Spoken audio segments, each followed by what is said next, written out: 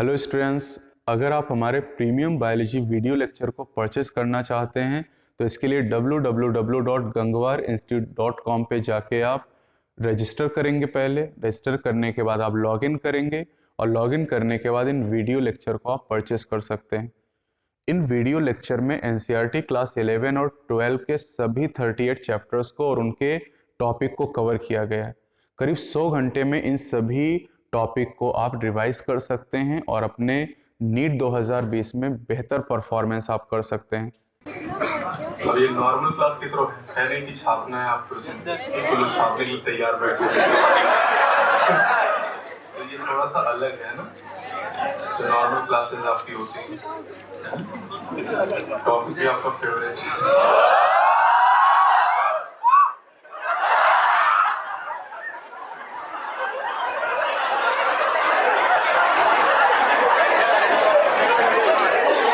ये ध्यान रखना कि लैरिंग्स बाहर ना जाए।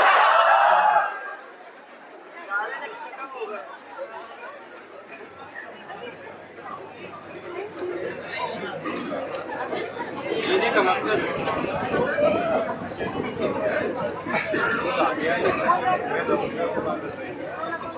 तुम कहाँ बैठे?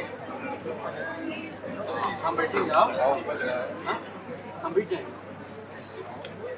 देखिए, रिवीजन बैच में बोर्ड पे तो मैं बहुत कम ही लिखूंगा, है ना। ये नॉर्मल बैच की तरह नहीं होगा, क्योंकि नॉर्मल बैचेस में आप जानते हैं कि 2 या 3 लेक्चर में एक चैप्टर को हम कवर कर पाते हैं। अगर हमें एक चैप्टर को 2 घंटे में कवर करना है तो उसके लिए फिर मैं बोलूंगा ज़्यादा, है ना, याद हम ज़्यादा करेंगे, समझेंगे ज़्यादा, मैं कम चीज़ें यहाँ पर लिखूंगा। और साथ ही साथ यहाँ पर हम टू द एनसीईआरटी की बातें करेंगे, मतलब केवल एनसीईआरटी, और कोई बातें हम नहीं करेंगे। साथ ही साथ यहाँ पर ये जरूरी कि अगर आप रिवीजन क्लास करते हैं, उसको क्या पहली क्लास है, तो इसमें तो आप समझेंगे कि पैटर्न क्या रहेगा, कैसे मैं पढ़ाऊंगा, आपको कैसे पढ़ना है। लेकिन कम से कम ये रिवीजन बैच का मतलब, रिवीजन तो आप जानते हैं ना कि रिवीजन तो आप तब करेंगे ना जब आप पढ़ चुके होंगे। तो जैसे होना ये चाहिए कि जैसे आज ये टॉपिक मैं आपको पढ़ाने वाला हूँ और पिछले करीब 10 दिन से मैं बता रहा हूँ कि ये टॉपिक मैं स्टार्ट करूंगा, तो कम से कम इस चैप्टर को एक बार रीड करके आइए। अगर आप रीड करके आएंगे तो आप समझ पाएंगे कि किस टॉपिक पे मैं बात कर रहा हूँ, कहाँ पे वो पॉइंट लिखा हुआ आपकी एनसीईआरटी में, ये चीज़ें आप बेहतर तरीके से जान पाएंगे। नॉर्मली जो क्लासेस से पिछले 6-7 महीने से नॉर्मल जो आपकी बैचेज चल रहे हैं, जो क्लासेस आप कर रहे हैं, उसमें हम हर एक कॉन्सेप्ट को डिटेल में देखते हैं, डिटेल में उसकी बातें करते हैं। लेकिन दिक्कत वहाँ पर ये होती है ना कि आप चीज़ों को भूल जाते हैं, क्योंकि वहाँ पर हमारा तरीका अलग है।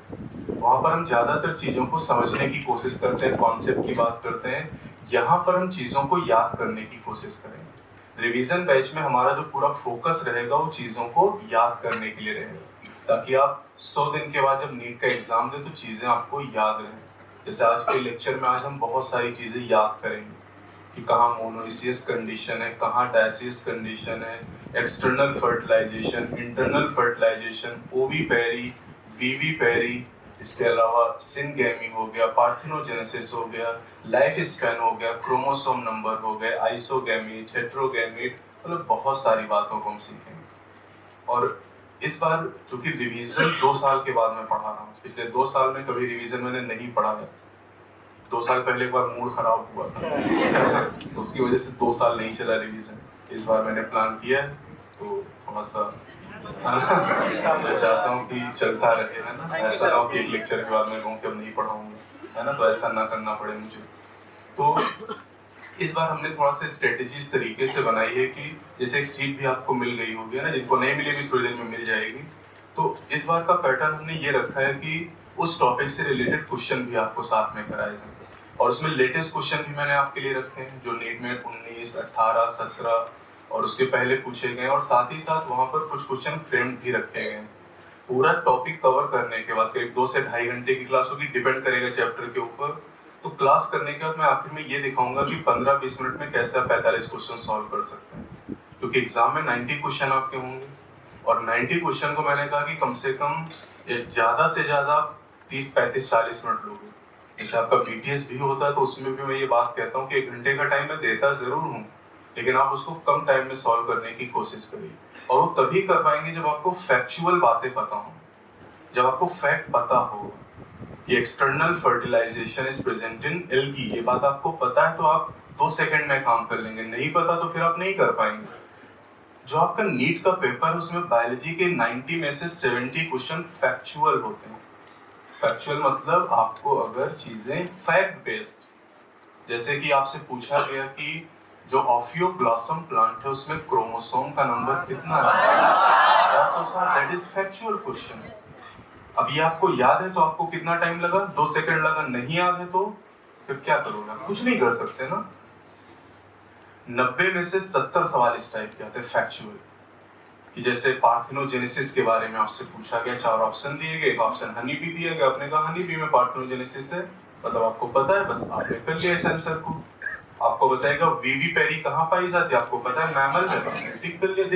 These are factual question. तो रिवीजन में हमारा जो फोकस रहेगा 70% फैक्चुअल पे रहेगा और 30% कॉन्सेप्चुअल पे रहेगा, क्योंकि 70% से ज्यादा क्वेश्चन आपके नीट में टू द पॉइंट आते हैं, याद करने वाले आते हैं, लेकिन नॉर्मली चीजें आप याद नहीं कर पाते। तो रिवीजन बैच का मेन पर्पस यही है कि आपको चीजें याद हों, कम समय में आप ज्यादा चीजें गेन कर पाए। लेकिन उसके लिए जरूरी कि आप चीजों को पढ़ के आए, कम से कम उस चैप्टर को एक बार रीड करके आए, क्योंकि हम बहुत ज्यादा डिटेलिंग में नहीं जा सकते इस रिवीजन में। हम उन चीजों पे फोकस करेंगे जो एग्जाम में पूछी जाती है, इसीलिए मैंने क्वेश्चन भी आपको दिए, ताकि इन 45 क्वेश्चन को करने के बाद आपको लगे कि हाँ पूरा चैप्टर आपके दिमाग में, जो मैंने चीजें आज आपको बताई सारे 45 क्वेश्चन में कवर्ड अप भी हो गई हैं, और लेटेस्ट क्वेश्चन में आपको ये भी पता चले कि हाँ इसी तरह के क्वेश्चन आपके एग्जाम में पूछे भी जाते हैं। तो इस बात को थोड़ा सा दिमाग में आप जरूर रखेंगे कि थोड़ा सा पढ़ के आप आइए, और अगले टर्म पे यानी अगले मंडे को जब इसकी नेक्स्ट क्लास होगी इस यूनिट की sexual reproduction in flowering plant, तो हम 15-20 मिनट या आधे घंटे का टाइम लेंगे इस चैप्टर को रिवाइज करने में। आज जो बातें मैं आपको बताऊंगा उस दिन सारी बातें हम फिर से रिवाइज करेंगे, और आज तो मैं ही बोलूंगा, आपको आता तो आप भी बोल सकते हैं, लेकिन उस दिन तो आपको ही बोलना पड़ेगा, और उसके लिए चीजें जरूरी कि आपको चीजें याद हो। तो हमारा जो मेन फोकस रहेगा वो किस पे रहेगा, चीजों को याद करने पे। कॉन्सेप्ट भी मैं सिखाऊंगा, लेकिन मेनली हम चीजों को याद करने की कोशिश करेंगे। रिवीजन बैच का मेन पर्पज है, क्योंकि 90 में से 70 क्वेश्चन एकदम ऐसे आते हैं कि आपको याद है तो आपने कर लिया, और नहीं याद है तो नहीं कर पाए। 15-20 क्वेश्चन कॉन्सेप्चुअल आते हैं जो कि बहुत मैटर नहीं करता है, लेकिन हम उन टॉपिक को भी यहाँ पे कवर करेंगे। और दूसरी बात है कि केवल बायो से ही अकेले काम नहीं होने वाला है, तीनों चीजों पे आपको ध्यान देना है, फिजिक्स पे भी, केमिस्ट्री पे भी और बायोलॉजी पे भी ध्यान देना है। आपको एक टारगेट दिमाग में रखना है कि मुझे 145-150 का टारगेट टच करना है नीट में क्वेश्चन का, और अगर आप 145-150 का टारगेट लेके चलेंगे तो सिलेक्शन भर का नंबर आपका आ जाएगा। अब इतना स्कोर आप कैसे कर पाओगे, ये दिमाग में आपके होना चाहिए। तो इसके बारे में लगातार हम बातें करते रहेंगे। अपने टॉपिक से आज शुरुआत करते हैं। पहली यूनिट हम ले रहे हैं यहाँ पर रिप्रोडक्शन। इस यूनिट से आपके नीट में करीब 10 सवाल पूछे जाते हैं, करीब 8 से लेके 10 एक वेरिएबल डेटा है, तो यानी इस यूनिट को पढ़ते ही आपके करीब 10% क्वेश्चन नीट के कवर हो जाएंगे, और 10 यूनिट आप जानते हैं आपको पढ़नी है। तो इन 10 यूनिट में से पहली जो यूनिट हम स्टार्ट करेंगे दैट इज रिप्रोडक्शन। अब इसमें जो एनसीईआरटी में पॉइंट दिए गए उनको सीक्वेंस में हम लेके चलेंगे, ठीक है। जो आपके एनसीईआरटी में वही स्क्रीन पे भी रहेगा, ठीक है। तो मैं आपको बताता रहूंगा, आप सुनते भी रह सकते हैं, आप चाहे तो स्क्रीन पे देख सकते हैं या अपनी बुक को आप देख सकते हैं, और उसमें जो पॉइंट रहेगा आप उसे चाहे तो टिक करते हुए चल सकते हैं जो पॉइंट मैं आपको बताऊंगा, ठीक है। तो सबसे पहले यहाँ पर पॉइंट है लाइफ स्पैन। लाइफ स्पैन का मतलब होता है जीवन काल। लाइफ स्पैन अगर हम बात करें बर्थ से लेके नेचुरल डेथ तक का जो टाइम होता है that is called life span. सबसे पहला यही पॉइंट आपको दिया गया है। तो the time gap between the birth and natural death is called life span. अभी जो लाइफ स्पैन है ये वेरिएबल है। कुछ ऑर्गेनिज्म की लाइफ स्पैन कुछ दिन की है, कुछ की लाइफ स्पैन कुछ हफ्तों की है, कुछ की लाइफ स्पैन महीनों की है, और कुछ की लाइफ स्पैन वर्षों की है। तो कुछ लाइफ स्पैन आपको दिए गए हैं जो आपको यहाँ पर याद भी करने हैं आज के लिए फिलहाल। जैसे यहाँ पर आप देख सकते हैं जितने एनसीईआरटी ने लिख के दिए हैं उतने याद करने पर। जैसे बटरफ्लाई सबसे पहले यहाँ पर, बटरफ्लाई की लाइफ स्पैन 1 to 2 वीक्स, जो कि 15 ईयर्स, पैरट की 140 ईयर, क्रोकोडाइल की 60 ईयर, टॉर्टोइस की 100 to 150 ईयर। अब यहाँ पर अगर आप क्रो और पैरट को थोड़ा सा ध्यान देंगे, पैरट की लाइफ स्पैन 140 ईयर 140 साल है, जो कि थोड़ा सा अमेजिंग है, और क्रो 15 साल उसका जीवन है। मतलब दोनों के साइज में बहुत अंतर नहीं है, लेकिन दोनों की लाइफ स्पैन में काफी अंतर है। तो यानी साइज का और लाइफ स्पैन का कोई कोरिलेशन नहीं होता है। यानी साइज को आप लाइफ स्पैन से कोरिलेट नहीं कर सकते।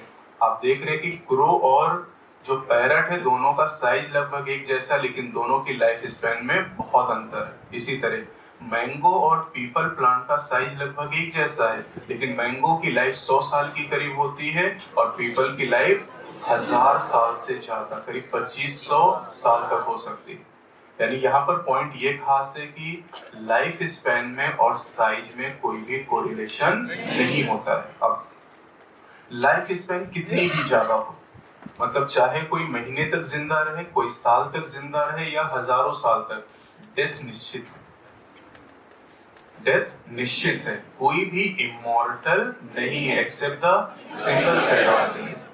यूनिसेलुलर ऑर्गेनिज्म जैसे अमीबा, पैरामीशियम, यूग्लिना, ईस्ट को अगर छोड़ दिया जाए तो इनके अलावा कोई भी और अमर नहीं है, सबकी डेथ निश्चित है। तो यूनिसेलुलर ऑर्गेनिज्म आर इमॉर्टल क्योंकि इनमें बाइनरी फिशन होता है। एक अगर अमीबा है और अमीबा अगर डिवाइड करता है तो 2 डॉटर का फॉर्मेशन ऐसे कर देता है। एक ये पेरेंट अमीबा है, ये डिवाइड करेगा तो इसके डिवाइड करने से 2 डॉटर बन गई। अब इसमें पेरेंट खुद 2 डॉटर में डिवाइड हो गया, इसकी कोई नेचुरल डेथ नहीं होती। In unicellular organism there is no natural death, तो ये इमॉर्टल यानी अमर होते हैं। लेकिन मल्टी सेलुलर ऑर्गेनिज्म की डेथ होती है। अब जरा समझिए इस बात को।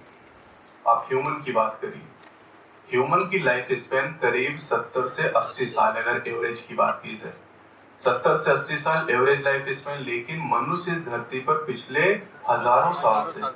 तो अगर हम ये कह रहे हैं कि हर ऑर्गेनिज्म की डेथ निश्चित है और ह्यूमन 70-80 साल तक जिंदा रहता है, तो हजारों साल से मनुष्य की जात इस धरती पर कैसे सरवाइव कर रही है?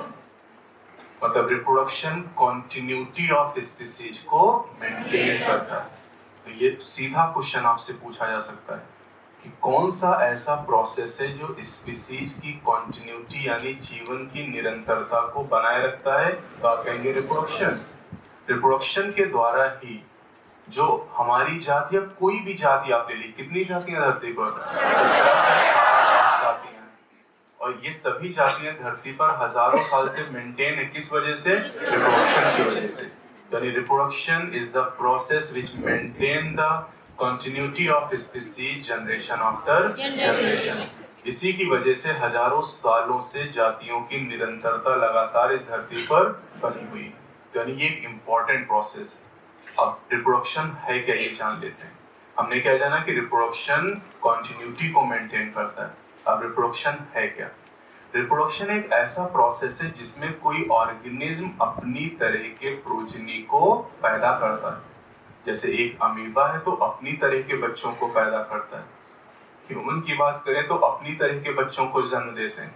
डॉग की बात करें तो वो अपनी तरह के बच्चों को जन्म देते हैं। तो रिप्रोडक्शन एक ऐसा प्रोसेस है जिसमें ऑर्गेनिज्म अपनी तरह के प्रोजनी को डेवलप करते हैं, अपनी तरह के प्रोजनी को पैदा करते हैं। अब रिप्रोडक्शन मेनली कितनी तरह का है? 2 तरह का। पहला सेक्सुअल, दूसरा सेक्सुअल। किस तरह का रिप्रोडक्शन किस ऑर्गेनिज्म में पाया जाएगा ये डिपेंड करता है उसके हैबिटाट पर, कि वो कहाँ पे रहता है। पानी में रहता है, पानी के बाहर रहता है, जंगल में रहता है, उसके हैबिटाट पर और साथ ही साथ इंटरनल फिजियोलॉजी पर, ये उस ऑर्गेनिज्म की फिजियोलॉजी पर निर्भर करता है। और साथ ही जेनेटिक मेकअप, कुछ और फैक्टर एनसीईआरटी लिखे सर्टेन अदर फैक्टर, उन पे भी डिपेंड करता है। अब एसेक्सुअल रिप्रोडक्शन क्या है? एसेक्सुअल रिप्रोडक्शन में गैमीट बनते हैं या नहीं बनते हैं? हाँ, जैसे ये अमीबा है, ये सेक्सुअल रिप्रोडक्शन है या नहीं है ना? क्या कहते हैं? Binary fission. गैमीट बनते हैं? नहीं बनते हैं, लेकिन बन भी सकते हैं। जैसे हनी बी, याद है? हनी बी में आपने देखा मेल का जो फॉर्मेशन ऑफ फीमेल गैमीट से होता है, लेकिन बिना किसी फर्टिलाइजेशन के। तो यानी एसेक्सुअल रिप्रोडक्शन में गैमीट बन भी सकते हैं और नहीं भी बन सकते हैं, लेकिन अगर गैमीट बनेंगे तो फर्टिलाइजेशन नहीं होगा। बस ये बात ध्यान रखनी है। एसेक्सुअल रिप्रोडक्शन में कभी भी फर्टिलाइजेशन नहीं होता है और जनरली एसेक्सुअल रिप्रोडक्शन होता है यूनिपेरेंटल। यूनिपेरेंटल यानी एक ही पेरेंट से बच्चों का जन्म हो जाता है। ये देखिए एक अमीबा है, एक पेरेंट है और बच्चे कितने? 2। ये एसेक्सुअल रिप्रोडक्शन है, बाइनरी फिशन इसे कहते हैं। तो बाइनरी फिशन यूनिपेरेंटल, एक पेरेंट से 2 डॉटर का फॉर्मेशन हो रहा है। लेकिन आप अपनी बात करिए, आपके 2 पेरेंट हैं, माता और पिता, क्योंकि हमारा फॉर्मेशन हुआ है सेक्सुअल रिप्रोडक्शन से। और हम कैसे बने? फादर के स्पर्म और मदर के एग के फर्टिलाइजेशन से। यानी सेक्सुअल रिप्रोडक्शन जनरली कैसा है? By parental. मैंने कहा जनरली, यानी हमेशा नहीं, यूनिपेरेंटल हो सकता है। तो जनरली सेक्सुअल रिप्रोडक्शन कैसा है? By parental.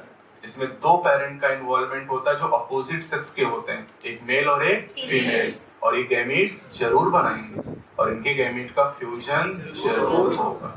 तो एसेक्सुअल रिप्रोडक्शन में गैमीट बन भी सकते हैं और नहीं भी बन सकते हैं, विद और without the involvement of gamete, लेकिन कभी भी गैमीट का फर्टिलाइजेशन नहीं होगा। सेक्सुअल रिप्रोडक्शन में 2 पेरेंट जनरली होंगे, गैमीट जरूर बनेंगे और फर्टिलाइजेशन भी जरूर होगा। तो ये बहुत ही बेसिक डिफरेंसेस हैं। अब ये सारे पॉइंट जो मैं बोल रहा हूँ ये सब आपको एक सीक्वेंस में ही लिख के दिए गए। तो कुछ पॉइंट फिलहाल मैं आपको दिखा देता हूँ, ठीक? शुरुआत से पढ़ते हुए आप चलेंगे, जरा यहाँ पर आप ध्यान देंगे। वैसे ये मैं पहली बार करा रहा हूँ आपको, ठीक है? आगे से आप रिवाइज करके आओगे तो आपको पता रहेगा कौन सा पॉइंट कहाँ पे लिखा हुआ है, ठीक? देखिएगा जरा। सबसे पहले शुरुआत से हम शुरू कर रहे हैं कि लिखा है each and every organism can live only for a certain period of time. Her organism एक निश्चित उम्र तक जिंदा रहता है। The period from birth to natural death of an organism represents its life span. जितना मैं बोलूंगा उतना ही टिक करेंगे आप, ठीक है? इसके बाद आप 5 लाइन छोड़ देंगे उसके नीचे और आगे बढ़ेंगे। लिखा है यू मे नोट दैट, आप ये बात ध्यान रख सकते हैं, that lifespan of organism are not necessarily correlated with their sizes. Lifespan और size का कोई संबंध नहीं है। The sizes of crows and parrot are not very different, yet their lifespan show a wide difference. बताइए, crow की lifespan 15 year, parrot की 40 year, butterfly की 2 week, crocodile की 60 year, है ना? तो ये जो लाइफ स्पैन है ना एकदम टिप पे, अब आपको याद रखनी है और अगले करीब 100 दिन तक, मतलब अब मैंने शुरू किया है तो ये आखिरी लेक्चर तक चलेगा और ये रोज आपसे पूछा जाएगा। तो अगर रोज इसको रोज पूछने का मतलब ये कि हर क्लास में जब ये आपसे पूछा जाएगा और 30-40 क्लास में लगातार आप इसे रिवाइज करेंगे तो याद हो जाएगा। या तो आपको 4 बार में हो जाएगा, लेकिन अगर 40 बार में आपसे पूछूंगा तो सपने में भी याद रहेगा। ऐसे जगह के कोई पूछेगा कि क्रोकोडाइल की लाइफ स्पैन गलत नहीं हो सकता है ना? तो ये रिवीजन का फायदा रहेगा आपके लिए, ठीक है? तो इसके बाद आगे बढ़ते हैं, थोड़ा सा नीचे आ जाएंगे। सबसे नीचे की 4 लाइनें देखिए। There must be some process in living organ that ensure this continuity. Yes, we are talking about reproduction, something that we take for granted. कह रहे हैं कि जो कंटिन्यूटी है, जो निरंतरता है जीवन की इस धरती पर, उसके लिए कौन जिम्मेदार है? रिप्रोडक्शन। ठीक, फिर डेफिनेशन आ गई। Reproduction is defined as a biological process in which an organism gives rise to young one similar to itself. इसके बाद एक लाइन नीचे आप जाएंगे, वहां पर एक पॉइंट लिखा हुआ है कि reproduction enables the continuity of species generation after generation. ये पॉइंट खास है। Reproduction जीवन की निरंतरता को बनाए रखता है। अब अगले पैरा में ऐसा हो गया, there is a large diversity in the biological world and each organism has evolved its own mechanism to multiply and produce offspring. The organism habitat, its internal physiology and several other factors are collectively responsible for how it reproduces. यानी reproduction का तरीका 3 चीजों पर निर्भर है। Habitat पे, internal physiology पर और कई दूसरे फैक्टर जिनको आप लिख सकते हो जेनेटिक मेकअप, यानी जीन पर निर्भर करता है, क्रोमोसोम पर निर्भर करता है। तो जो लिखा है सेवरल अदर फैक्टर्स, इसका मीनिंग है genetic makeup. Based on whether, ध्यान से पढ़िएगा, based on whether there is participation of one organism or two in the process of reproduction, it is of two types. One organism or two in the process of reproduction. One organism मतलब asexual और two organism मतलब sexual हो जाएगा। When offspring is produced, offspring मतलब बच्चे, when offspring is produced by a single parent with, ये बात highlight करिएगा, with or without the involvement of gamete formation, क्योंकि यहाँ पर कहीं ना कहीं आप गलती कर जाते हैं। मतलब एसेक्सुअल रिप्रोडक्शन में गैमेट बन भी सकते हैं और नहीं भी बन सकते हैं।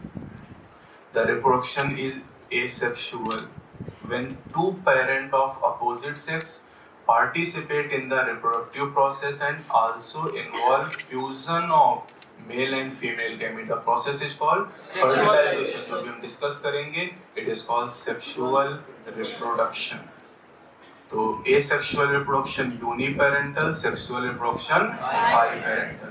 अब इन दोनों को वन बाय वन डिस्कस करेंगे। पहले हम पढ़ेंगे एसेक्सुअल रिप्रोडक्शन के बारे में। एसेक्सुअल रिप्रोडक्शन में मैंने आपसे कहा कि एक पेरेंट नए ऑर्गेनिज्म का डेवलपमेंट कर सकता है, मतलब ये यूनिपेरेंटल कंडीशन है।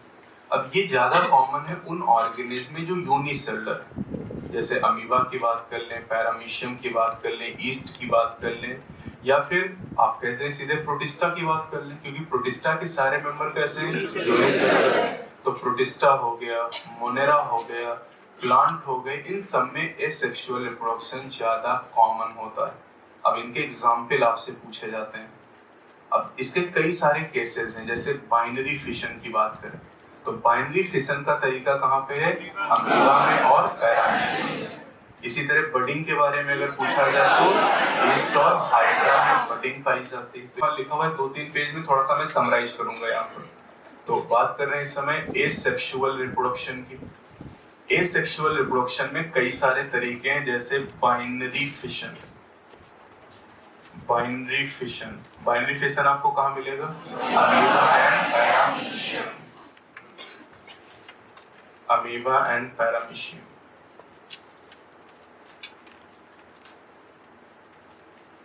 Amoeba and paramecium.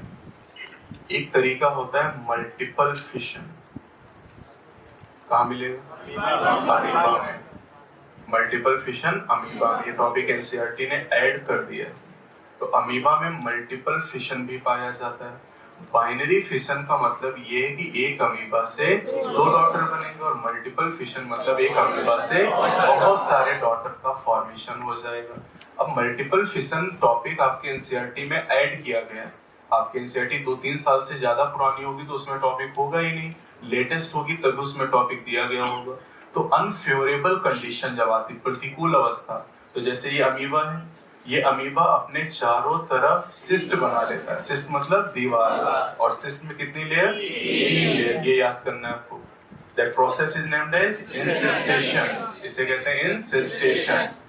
और इंसिस्टेशन के बाद ये जो अमीबा का न्यूक्लियस है, ये न्यूक्लियस डिवाइड करता है इस तरीके से।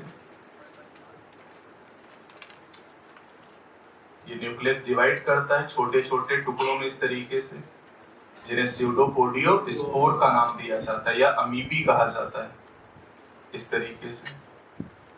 और इस प्रोसेस को कहते हैं मल्टीपल फिशन। यही मल्टीपल फिशन, इसका न्यूक्लियस कई सारे टुकड़ों में टूट गए, और फिर जब फेवरेबल कंडीशन आएगी तो सिस डिसॉल्व हो जाएगी, और सिस के डिसॉल्व होने से ये जो न्यूक्लियाई छोटे छोटे हैं ये ग्रो करके नए डॉटर का फॉर्मेशन कर देंगे, और इसे आप कहेंगे स्पोरुलेशन।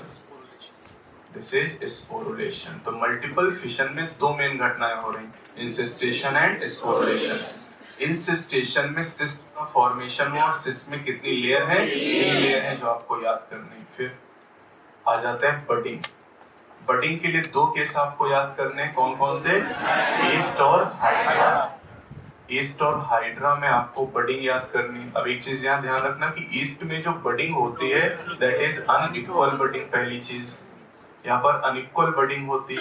और दूसरी चीज की ईस्ट की बडिंग को कहते हैं torulation, that is also named as torulation. तो ये जो भी एक्स्ट्रा बातें आपको मिलेंगी मैं बता दूंगा, वहीं पर आप उस बात को लिख लोगे। ईस्ट की बडिंग को टॉरुलेशन का नाम दिया जाता है। अब देखिए इसी तरह से अगर हम एसेक्सुअल रिप्रोडक्शन की बात करते हैं तो जैसे जूस्पोर की बात करें, जूस्पोर कहाँ मिलेंगे? हाँ, एल्गी में और फंजाई। एल्गी में और फंजाई में जूस्पोर पाए जाते हैं। एल्गी की बात करें जैसे क्लेमाइडोमोनास। देखिए उतनी ही बातें हम करेंगे, हमें पता तो बहुत चीजें हैं लेकिन यहाँ हम उतनी बातें करेंगे जो एनसीईआरटी लिख रहा है। जूस्पोर मोटाइल या non motile? These are motile structure और माइक्रोस्कोपिक है, को पूछा जा रहा है मोटाइल माइक्रोस्कोपिक स्ट्रक्चर। अगर जूस्पोर की हम बात करें तो इनमें तो फ्लैजिला, इस वजह से क्या है मोटाइल। फिगर भी आपके पास है, ठीक है। जूस्पोर के पास आ जाते हैं कोनिडिया। कोनिडिया कहाँ पर? पेनिसिलियम। पेनिसिलियम वही फंजाई जिससे पहली बार पेनिसिलिन को ऑब्टेन किया गया था, तो पेनिसिलियम में कोनिडिया पाई जाती है। फिर बताइए gemmule formation. Gemmule formation sponges में पाया जाता है ना, स्पॉन्जेस में। तो जेम्यूल स्पॉन्जेस में हो गई, जैसे स्पॉन्जिला की बात कर लें। तो ये सब एसेक्सुअल रिप्रोडक्शन के स्ट्रक्चर है। Binary fission, multiple fission, budding, zoospore, conidia, gemmule. अब जब हम एनिमल की बात करते हैं या लोअर ऑर्गेनिज्म की बात करते हैं, फंजाई के बारे में, प्रोटिस्टा के बारे में, मोनेरा के बारे में, तो एसेक्सुअल रिप्रोडक्शन टर्म यूज करते हैं। लेकिन अगर हम हायर प्लांट की बात करें, हायर प्लांट मतलब एनजीओ की मेनली अगर बात करें, तो वहां पर एसेक्सुअल रिप्रोडक्शन को वेजिटेटिव प्रोपेगेशन के नाम से जाना जाता है। तो इसके भी कई एग्जाम्पल आपको याद करने हैं। वेजिटेटिव प्रोपेगेशन, वेजिटेटिव प्रोपेगेशन कोई नई चीज नहीं है। एसेक्सुअल रिप्रोडक्शन को ही एंजियोस्पर्म में हम क्या कहते हैं? वेजिटेटिव प्रोपेगेशन कहते हैं। और वेजिटेटिव प्रोपेगेशन करने वाले स्ट्रक्चर को वेजिटेटिव प्रोपेग्यूल कहते हैं। जैसे राइजोम, सुना आपने? कहाँ पर? जिंजर और बनाना। तो राइजोम क्या है? वेजिटेटिव प्रोपेग्यूल है, जो वेजिटेटिव प्रोपेगेशन में मदद करता है। आइस कहाँ पे होती है? पोटैटो ट्यूबर में आइस पाई जाती है। और आइस किस में मदद करती है? वेजिटेटिव प्रोपेगेशन में। तो जो runner, sucker, stolon, offset, tuber, rhizome, ये सब क्या है? वेजिटेटिव प्रोपेग्यूल है। जो भी स्ट्रक्चर वेजिटेटिव प्रोपेगेशन में मदद करेगा उसे क्या कहेंगे? वेजिटेटिव प्रोपेग्यूल कहा जाएगा। Vegetative propagule. तो मैं कुछ वेजिटेटिव प्रोपेग्यूल आपको बताता हूँ, हम नाम बताएंगे, ठीक है। जैसे वेजिटेटिव प्रोपेग्यूल में बात करते हैं ऑफसेट,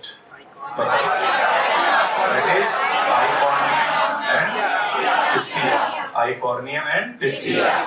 जलकुंभी की अगर बात करते हैं तो उसमें क्या पाया जाता है? ऑफसेट या आइकॉर्निया। ऑफसेट क्या है? Vegetative propagule. और किसमें है? आइकॉर्निया। तो आइकॉर्निया में वेजिटेटिव प्रोपेगेशन होता है, जो कि एक्चुअली क्या है?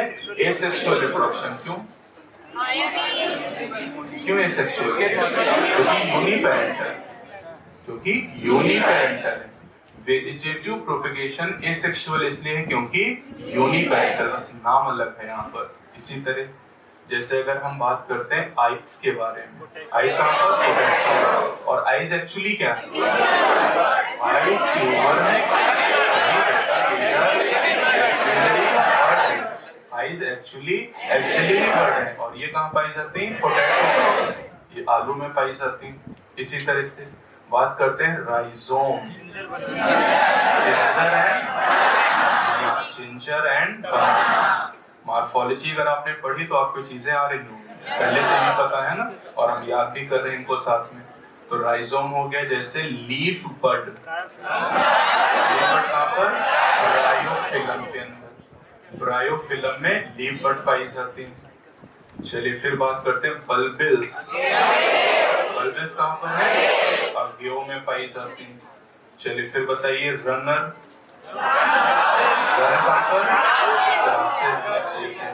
ग्रास में गनर हो गए। चलिए फिर बताइए, जैसे सकर की बात करें, बनाना, क्राइसेंथेमम, क्या है ना, तो बनाना में सकर भी होते हैं और राइजोम भी पाए जाते हैं। वैसे इस चैप्टर में सकर का कोई एग्जाम्पल नहीं दिया गया, लेकिन नाम जरूर दिया गया है। तो ये जितने भी स्ट्रक्चर लिखे ये सब क्या है, वेजिटेटिव प्रोपिग्यूल है। और ये जितने भी वेजिटेटिव प्रोपिग्यूल हैं ये सब कहाँ से अराइज करते हैं, नोड से। ये बात भी आपको ध्यान रखनी, ये नोड से अराइज करते। जैसे जो आइज है एक्सिलरी बड है, कहाँ से निकल रही है, नोड से निकल रही है। राइजोम स्टेम का मॉडिफिकेशन है, तो नया प्लांट कहाँ से निकलेगा, नोड से अराइज करेगा। तो जितने भी वेजिटेटिव प्रोपिग्यूल हैं ये सब नोड से अराइज करते हैं और ये नए प्लांट का डेवलपमेंट करते हैं। तो ये सब एग्जाम्पल आपसे खूब पूछे जाते हैं और ये सब एनसीईआरटी ने फिगर के साथ आपको दिए। तो इन सब के बारे में आपको अच्छी तरीके से याद होना चाहिए। एक बार फिगर में देखते हैं, यहाँ पर देखिए जरा, जैसे यहाँ पर आपको बडिंग आप दिखाई गई है, cell division in unicellular organism, budding in yeast, और इसे हम क्या कहते हैं, टॉरुलेशन भी कहते हैं, और साथ ही साथ अनइक्वल बडिंग भी ध्यान रखिएगा, क्योंकि यहाँ पर छोटी सी बड का फॉर्मेशन हो रहा है। फिर ये देखिए, ये जो प्रोसेस आपको दिखाया गया है बाइनरी फिशन इन अमीबा। फिर ये देखिए 4 फिगर यहाँ पर आपको दिए गए। पहला क्या है, जो स्पोर, कहाँ पर, एल्गी और फंजाई में, और एल्गी कौन सा, क्लेमाटोमोनास। फिर दूसरा कोनिडिया दिखाया गया कहाँ, पेनिसिलियम में। फिर तीसरा बडिंग दिखाई गई कहाँ, हाइड्रा में। चौथा जेमेल दिखाया गया कहाँ, स्पॉन्जेस में। फिर आगे आप थोड़ा सा बढ़िए, ये देखिए यहाँ 5 फिगर है। पहला है आइस, कहाँ पर, पोटैटो में। दूसरा है राइजोम, कहाँ, जिंसर में। तीसरा है बल्बिल, कहाँ, अगेओ में। चौथा है लीफ पर, कहाँ पर, ब्रायोफिलम में। पांचवा है ऑफसेट वाटर हाइसेंथ में। तो ये एग्जाम्पल आपने याद कर ली। अब देखिए, अब कुछ और बातें मैं आपको बताता हूँ कॉन्सेप्चुअल। ये तो होगा फैक्चुअल पार्ट। अब कॉन्सेप्चुअल पार्ट क्या है, एसेक्सुअल रिप्रोडक्शन में जो भी ऑर्गेनिज्म बनते हैं, जैसे ये एक अमीबा है और इससे 2 डॉटर बन रही है, ये एसेक्सुअल रिप्रोडक्शन है। तो ये दोनों जो डॉटर हैं ये आपस में एक जैसी होंगी या अलग अलग, एक जैसी, और क्या अपने पेरेंट की तरह है। तो मॉर्फोलॉजिकली सिमिलर है, जेनेटिकली दोनों तरह से, तो इन्हें कहते हैं क्लोन, मतलब एकदम कॉपी है। तो एसेक्सुअल रिप्रोडक्शन में कौन बनता है, क्लोन बनता है। क्लोन मॉर्फोलॉजिकली सिमिलर या जेनेटिकली दोनों तरह से सिमिलर होते हैं। तो ये खास बात है। आप क्या अपने माता पिता की तरह हैं एकदम, क्यों, क्योंकि आप सेक्सुअल रिप्रोडक्शन से बने, और सेक्सुअल रिप्रोडक्शन वेरिएशन लाता है। एसेक्सुअल रिप्रोडक्शन क्लोन बनाता है और सेक्सुअल रिप्रोडक्शन से वेरिएशन आते हैं। तो चूंकि हम सब सेक्सुअल रिप्रोडक्शन से डेवलप, अगर सोचिए कि अगर हम एसेक्सुअल रिप्रोडक्शन से बने तो सब एक जैसे होते हैं, हम एक दूसरे को पकड़े ले जा रहे हैं। चिंटू की मम्मी पिंटू को, गुरुआ की मम्मी कलुआ को, ये समस्याएं हो जाती हैं।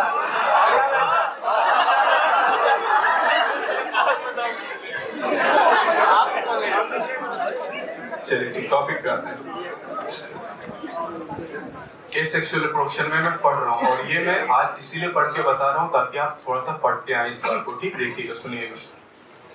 एसेक्सुअल रिप्रोडक्शन में in this method is single individual और पेरेंट, दैट इज यूनिपेरेंटल। ये सब छोटे छोटे कॉन्सेप्ट भी सीखते चलेंगे रटने के साथ साथ। A single individual is capable of producing offspring, as a result the offspring that are produced are not only identical to one another but are also exact copies of their parent. The term clone is used to describe such morphologically and genetically similar individuals.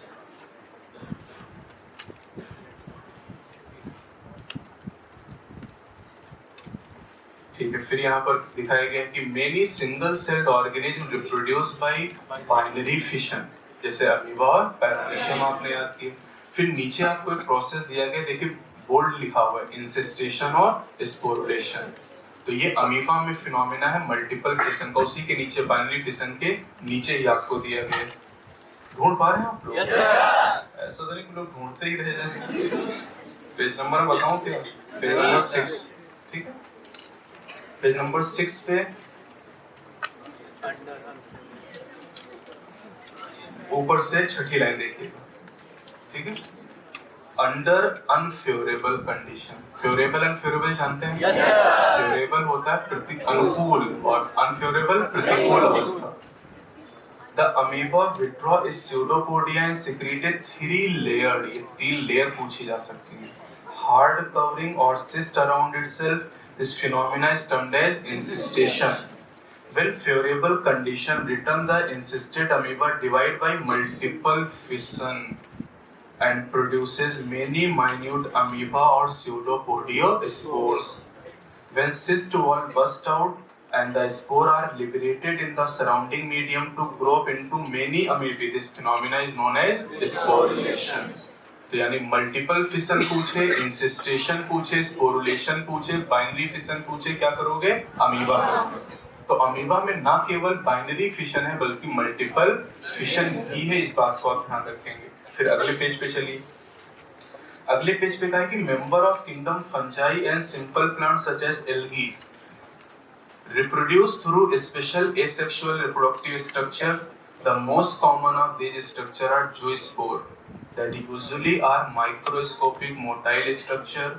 Other common asexual reproductive structure are conidia जो कि Penicillium में है, bird जो कि hydra में है, and gemmule जो कि स्पॉन्सेस में है। अब जिसकी पुरानी किताब होगी उसमें टॉपिक इधर दिया होगा, वहाँ स्पोरुलेशन नहीं है। नई बुक होगी तो यहाँ स्पोरुलेशन और नया। अगर आप एनसीईआरटी पढ़ते हैं तो नई ही पढ़िएगा, वरना मत पढ़िए, क्योंकि पुरानी एनसीईआरटीज में 500 गलतियां हैं, 500। और अगर आपने यही केवल याद कर ली और इसी में से 90 सवाल जस्ट इमेजिन अगर ऐसा हो जाए कि आपने गलत याद तो वही सारा सवाल, आप कितना खुश होंगे। ये देखो यही तो मैंने पढ़ा था, सारा वही आया और आपका नंबर है -90। -90 तो आएगा क्योंकि सारा गलत किया ना। अरे -360 कैसा रहेगा? -360 कोई नहीं ला सकता, पता है क्यों? 180 सवाल होते हैं, सारा गलत कर दोगे तो -180। बड़ी दुख की बात है, -360 कोई ला ही नहीं सकता। ठीक है, एक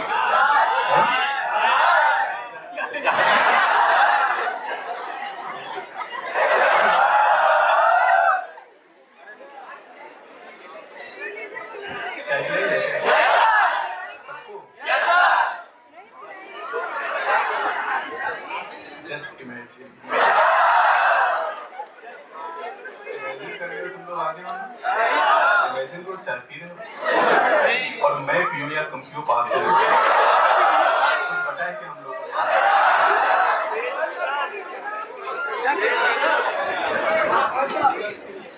चाय में पिलाऊंगा लेकिन एक सर सिलेक्शन, चाय भी पियेंगे, लंच भी करेंगे, डिनर करेंगे, साथ में बैठ के, ठीक है। लेकिन उसके लिए चाहिए सिलेक्शन चाहिए। करोगे ना? तो बस ठीक है, जिस दिन आप सेलेक्ट हो जाओगे उस दिन साथ में लोग बैठेंगे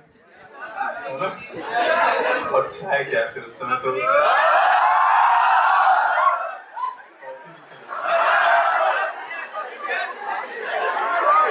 चाय कौन पिएगा?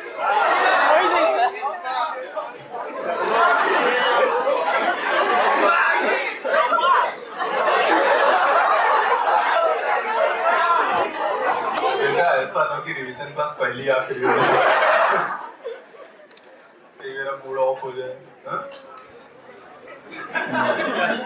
चलिए तो टॉपिक पे आते हैं, और जो टॉपिक अभी आपने टिक किया उसके बाद देखिए यहाँ पर एक पैरा बीच में छोड़ दीजिएगा, उसके नीचे चलेंगे।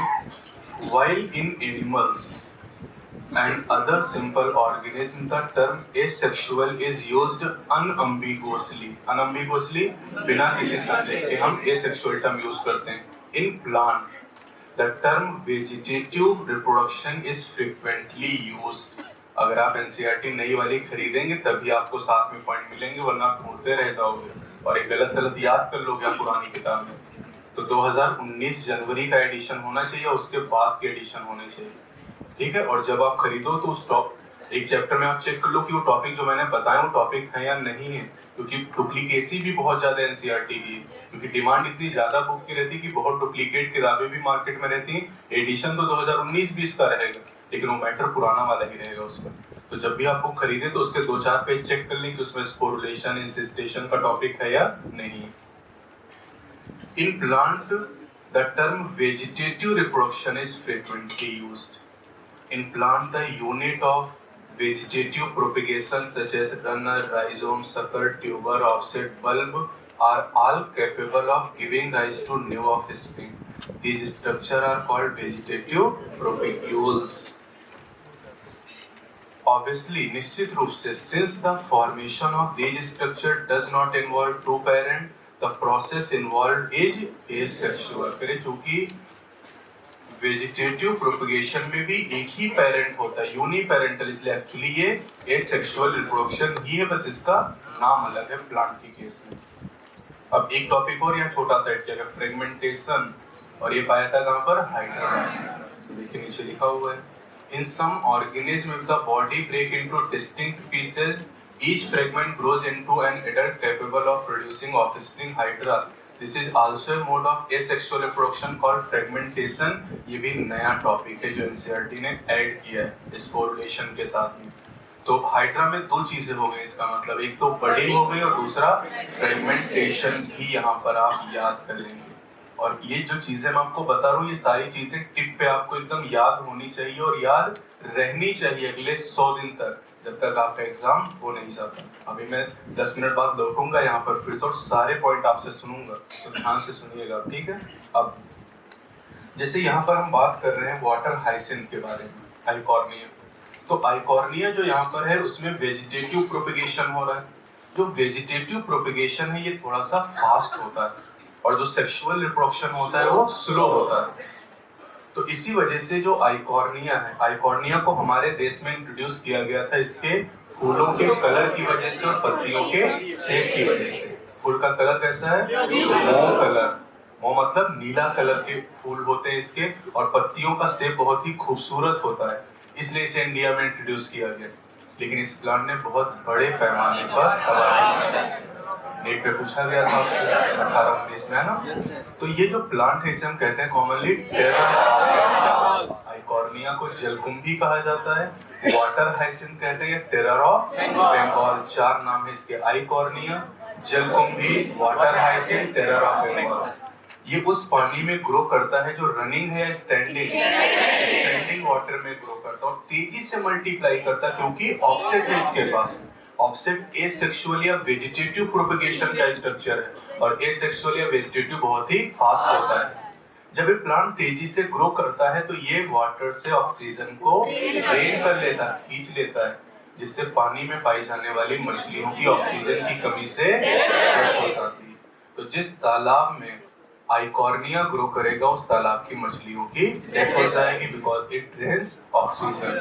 तो इस प्लांट ने बंगाल में बहुत बड़े पैमाने पर तबाही मचाई, इसलिए इसका नाम पड़ गया टेरर ऑफ बंगाल। पूरा का पूरा पैरा एनसीईआरटी ने आपको दिया है। ध्यान क्या रखना इसमें, टेरर ऑफ बंगाल ध्यान रखना, इसे कहा जाता है। दूसरी बात ध्यान रखना, स्टैंडिंग वाटर में ग्रो करता है। जो पानी ठहरा है जैसे तालाब का पानी, नदी में नहीं ग्रो करेगा, नहर में नहीं ग्रो करेगा, क्योंकि उनका पानी क्या है, रनिंग वाटर है। ये स्टैंडिंग वाटर में ग्रो करता है और इसे दुनिया की सबसे खतरनाक खरपतवार माना जाता है। This is most invasive weed, ये भी लिखा हुआ है तीसरी लाइन में। One of the most invasive weed growing wherever there is standing water. फिर अगले पैरा में एक पॉइंट आपको देखना है, नोड वाला, जो मैंने आपको बताया था कि जो स्टेम होते हैं, जैसे आप ऑफसेट की बात करें, आइस की बात करें, राइजोम की बात करें, जो भी स्टेम के मॉडिफिकेशन है, वहां पर जो वेजिटेटिव प्रोपिग्यूल है वो कहाँ से निकलते हैं, नोड से निकलते हैं। नीट में एक बार सवाल पूछा गया और उसमें नोड की जगह इंटर नोड दे दिया गया था, जो कि गलत था। तो जरा नोट वाला जो पॉइंट उसको देखिएगा, मैं पढ़ रहा हूँ, ठीक है। You will notice that they invariably मतलब निश्चित रूप से बिना किसी संदेह के arises from the nodes present in the modified stems of these plants। और जो एग्जाम्पल आपको दिए गए हैं वो फिगर में आपने देख लिए। वैसे यहाँ पर एक एग्जाम्पल और आप देख सकते हो, ऊपर से अगर तीसरी लाइन पढ़ोगे इस पैरा में तो लिखा हुआ है कि दूसरी लाइन पढ़िएगा, Have you seen a small plant emerging from the bud called eyes of the potato tuber from the rhizome of banana and ginger?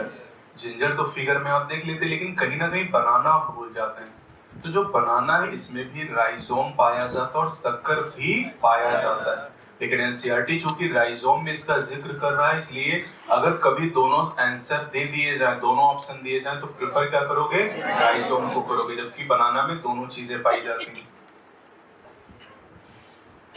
अब देखिए, ज्यादातर अगर हम एल्गी फंजाई की बात करें तो ये नॉर्मली एसेक्सुअल रिप्रोडक्शन करते हैं, लेकिन जब अनफेवरेबल कंडीशन आती है तो किधर शिफ्ट करती हैं? सेक्सुअल रिप्रोडक्शन की तरफ।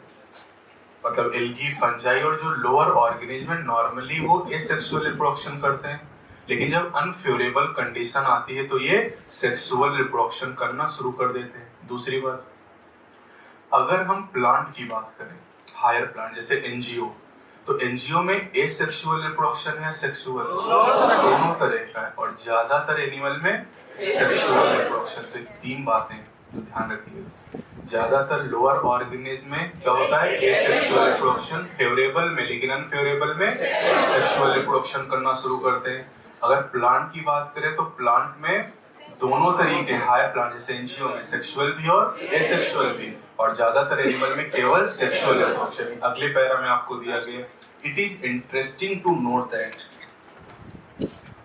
पेज नंबर 8 पे, it is interesting to note that asexual reproduction is common method of reproduction in organism that have a relatively simple organization like algae and fungi, and they shift to sexual method of reproduction just before the onset of adverse conditions। फिर आगे लिखा हुआ, asexual यानी vegetative as well as sexual mode of reproduction are shown by the higher plant, खासतौर से NGO की बात अगर करें।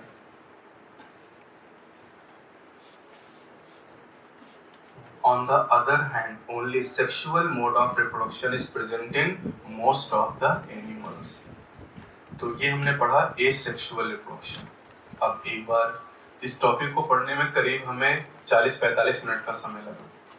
तो अब 40 मिनट में हमने इन टॉपिक को पढ़ा है, थोड़ा सा रिवाइज करने की कोशिश करते हैं जो आपको करना है। आज मैं करके दिखा रहा हूँ, अगली बार से आप करके आएंगे खुद, ठीक है। तो मैं शुरुआत से शुरू करता हूँ, आप बताते हुए चलेंगे। फैक्चुअल क्वेश्चन मैं पूछूंगा केवल, मैं कोई कॉन्सेप्चुअल नहीं पूछूंगा। मैं ऐसे क्वेश्चन पूछूंगा जिनका 1-2 लाइन में आप या 1-2 वर्ड में जवाब दे पाए, ठीक है। तो आप लाइफ स्पेन से शुरू करेंगे। Butterfly, crow, parrot, crocodile, tortoise, 4 बार पढ़ेंगे आ जाएगा और सब याद हो जाएंगे और भूलेगा नहीं। आप 4 बार कोशिश तो करिए, उसके बाद ये नहीं भूलेगा आपको। अब आगे फिर बढ़ते हैं थोड़ा सा। अब आप एग्जाम्पल बताते हुए चलेंगे और देखेंगे नहीं इसको, ठीक है, बिना देखे हुए बताने की कोशिश करेंगे। Binary fission, multiple fission, amoeba में स्पोरुलेशन, अमीबा में इंसिस्टेशन, अमीबा में बडिंग, ईस्ट में बडिंग का नाम कोलुलेशन, और ये कैसी है? अनइक्वल। जो स्पोर कहाँ पर? एल्गी और फंजाई। कौन सा एल्गी? जेम्यूल कहाँ पर? स्पॉन्जेस में। Gemmule sponges. कोनिडिया, पेनिसिलियम में आइस, पोटैटो में राइजोम, जिंसर और बल्बिल्स, गेहूं में ऑफसेट, वाटर हाइसिंथ और स्टीम। तो लीफ बड की बात करें, जो स्पोर गिल्की और फंजाई। और जो स्पोर की बात करें तो दीज आर माइक्रोस्कोपिक स्ट्रक्चर। कितनी सी बातें हैं, मतलब जो 40 मिनट में मैंने पढ़ाया है वो 4 मिनट में आप कवर भी कर सकते हो, अगर चीजें आपको पता हो कि कितना पढ़ना है। क्योंकि कितना पढ़ना नहीं, ये जानना जरूरी कि क्या चीजें नहीं पढ़नी और पढ़ते समय किन चीजों पे ध्यान देना है। कहीं हम ऐसी चीज तो नहीं पढ़ रहे जो हमारे काम की नहीं, और कहीं हम उन पॉइंट को छोड़ तो नहीं दे रहे जो हमारे काम की है। जनरली यही होता है। जैसे कई पॉइंट मैंने आज स्टिक करे, वो हो सकता है आप स्किप कर देते हो। नोड वाला पॉइंट हो गया, टेरर ऑफ बंगाल वाला हो गया, जो पॉइंट आप स्किप कर देते हैं वो जरूरी है। और जो नए पॉइंट यहाँ पर से फ्रेगमेंटेशन ऐड किया गया, फ्रेगमेंटेशन का एग्जांपल आप याद कर लोगे। तो ये एसेक्सुअल रिप्रोडक्शन की बात हो गई। आधा चैप्टर आपका कंप्लीट हो गया। अब हम आधा चैप्टर बाकी पढ़ेंगे, दैट इज सेक्सुअल रिप्रोडक्शन। अब अंतर पहले देखिए, asexual reproduction uniparental, sexual asexual होता है फास्ट और सिंपल, लेकिन जो सेक्सुअल रिप्रोडक्शन है that is slow, complex and elaborate. Sexual reproduction बहुत ही विस्तृत है, बहुत ही इलेबोरेट होता है। और सेक्सुअल रिप्रोडक्शन की अगर हम बात करें तो जो ऑर्गेनिज्म सेक्सुअल रिप्रोडक्शन करते हैं उनकी लाइफ को हम 3 स्टेजेस में डिवाइड करते हैं, that is reproductive and sexual. तो 3 फेजेस होती है उन ऑर्गेनिज्म की लाइफ में जो सेक्सुअल रिप्रोडक्शन करते हैं। और ये थोड़ा सा इंपॉर्टेंट टॉपिक है तो इसको हम डिस्कस भी करेंगे यहाँ पर। सेक्सुअल रिप्रोडक्शन एसेक्सुअल के कंपैरिजन में स्लो है, कॉम्प्लेक्स है और इलेबोरेट है।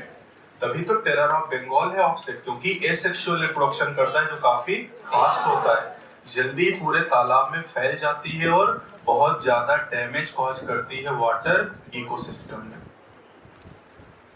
तो सेक्सुअल रिप्रोडक्शन करने वाले ऑर्गेनिज्म की लाइफ में कितनी फेजेस हैं? 3 फेजेस हैं। पहली जुवेनाइल, दूसरी रिप्रोडक्टिव और तीसरी सेनेसेंट, जिसे नॉर्मली आप बचपन, जवानी और बुढ़ापा के नाम से जानते हैं। उन्हीं के लिए टेक्निकल वर्ड है juvenile, reproductive and senescent phases.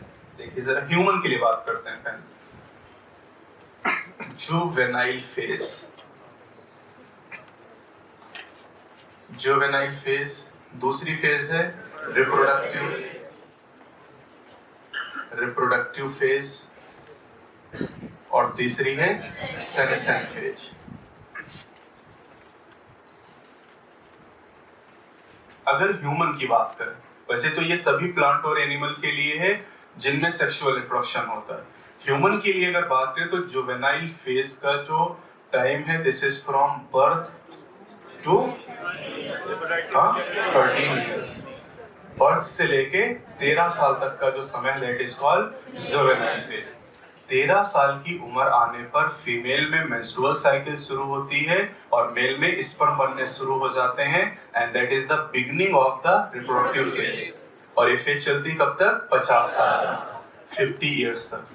और 50 साल से लेके डेथ तक का जो टाइम है that is called senescent phase. तो ये ह्यूमन के लिए मैंने छोटा सा क्लासिफिकेशन कर दिया कि जन्म से लेके 13 साल तक की उम्र जुवेनाइल फेज है, 13 से 50 साल यानी 37 साल की रिप्रोडक्टिव फेज है, और 50 से लेके डेथ तक का जो समय है दैट इज सेनेसेंट फेज। अब प्लांट के केस में जो जुवेनाइल फेज है that is named as vegetative phase.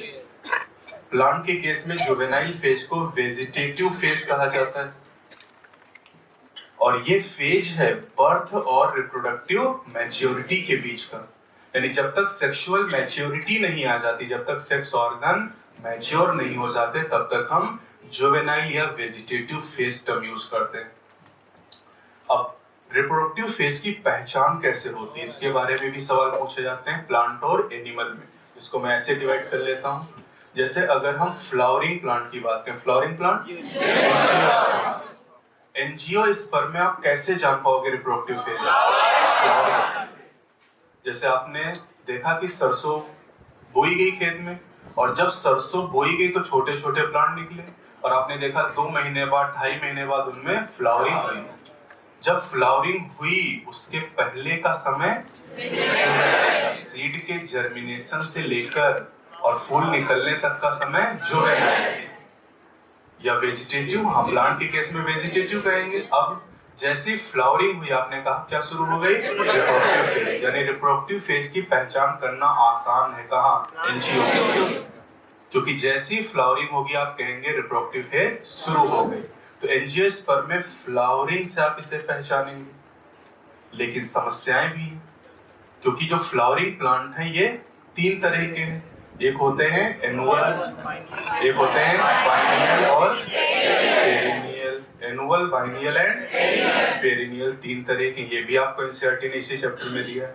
Annual कितनी बार फ्लावरिंग करेंगे, बाइनियल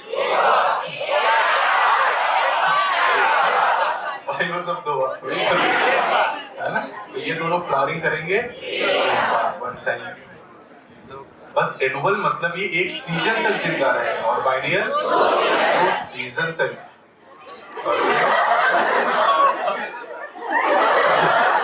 क्या हो गया, बाइनियल 2 सीजन तक और पेरिनियल कई साल तक जिंदा रहेगा। जैसे एनुअल में हम ले ले राइस प्लांट एनुअल है, कैरेट बाइनियल है और पेरिनियल में मैंगो। तो जो पेरिनियल प्लांट है इनमें, जैसे मैंगो का प्लांट है, आपने देखा कि पिछले साल भी इसमें फ्लावरिंग हुई, इस साल भी फ्लावरिंग हुई। और फ्लावरिंग का मतलब बौर आना, तो बौराना नहीं, बौर आना। तो जब बौर आता है तो उसका मतलब क्या हो रही है, फ्लावरिंग हो रही है। तो पेरिनियल प्लांट में फ्लावरिंग जब पहली बार आई, जब कोई मैंगो प्लांट पहली बार फ्लावरिंग करेगा तो आप कहेंगे रिप्रोडक्टिव फेज की शुरुआत हो गई। लेकिन यहाँ पर तो फ्लावरिंग हर साल होगी गर्मियों के मौसम में।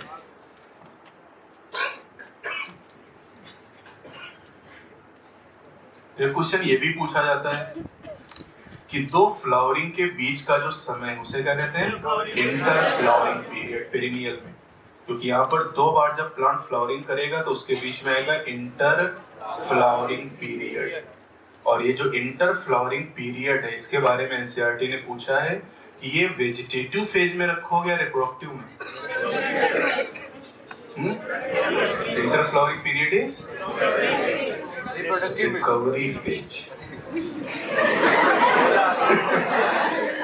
सारे कॉन्सेप्ट क्लियर हो गए।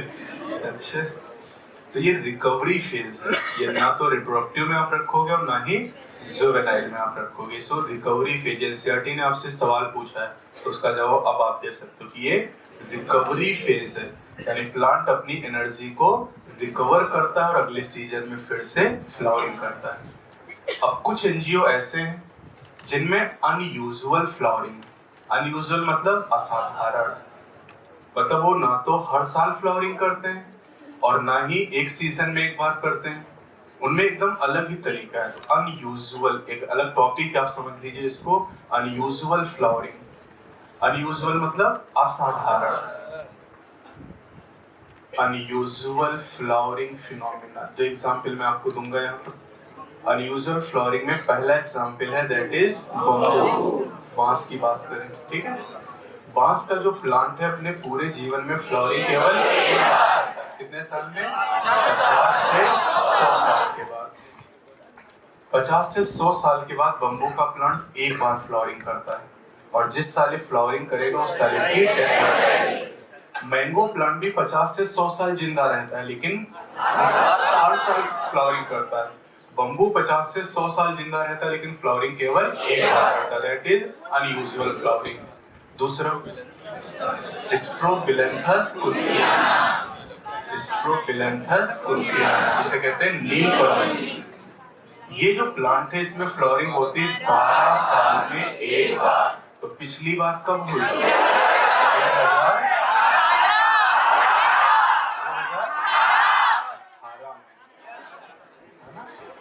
वैसे एनसीईआरटी लिखा है 2006 में, फिर 12 साल बाद 2018 में, अब कब होगी 2030 में होगी।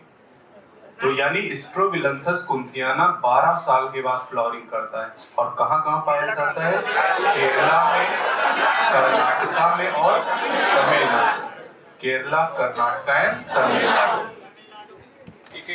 तो ये एग्जाम्पल आपको याद करने हैं, केरला, कर्नाटका एंड तमिलनाडु। तो बम्बू अपने पूरे जीवन में केवल 1 बार फ्लावरिंग करता है। स्ट्रोबिलंथस कई बार करता है लेकिन 12 साल के बाद फ्लावरिंग करता है। That is unusual flowering. ये असाधारण तरीके जो आपको ध्यान रखने हैं। अब आते हैं एनिमल के केस में।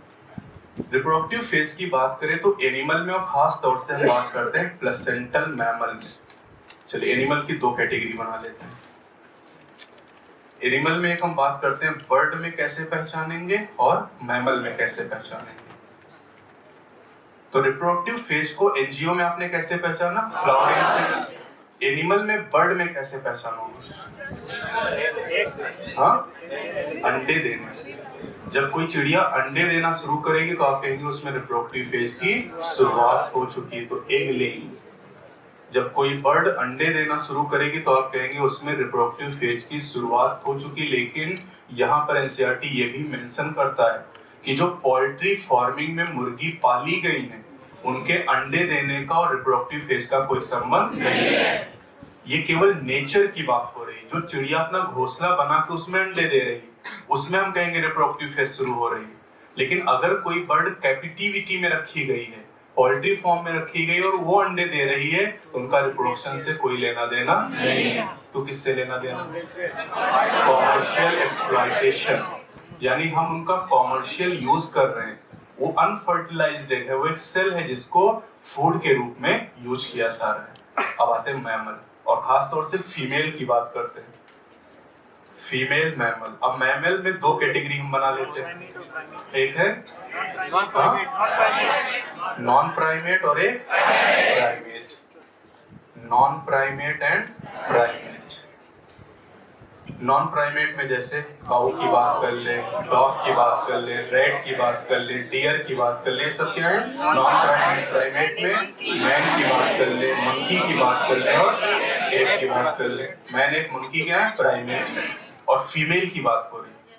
तो अगर प्राइमेट मैमल को हम देखें तो यहाँ पर जो फीमेल हैं उनमें रिप्रोडक्टिव फेज शुरू होने पर एक साइकिल की शुरुआत होगी। That is called menstrual cycle.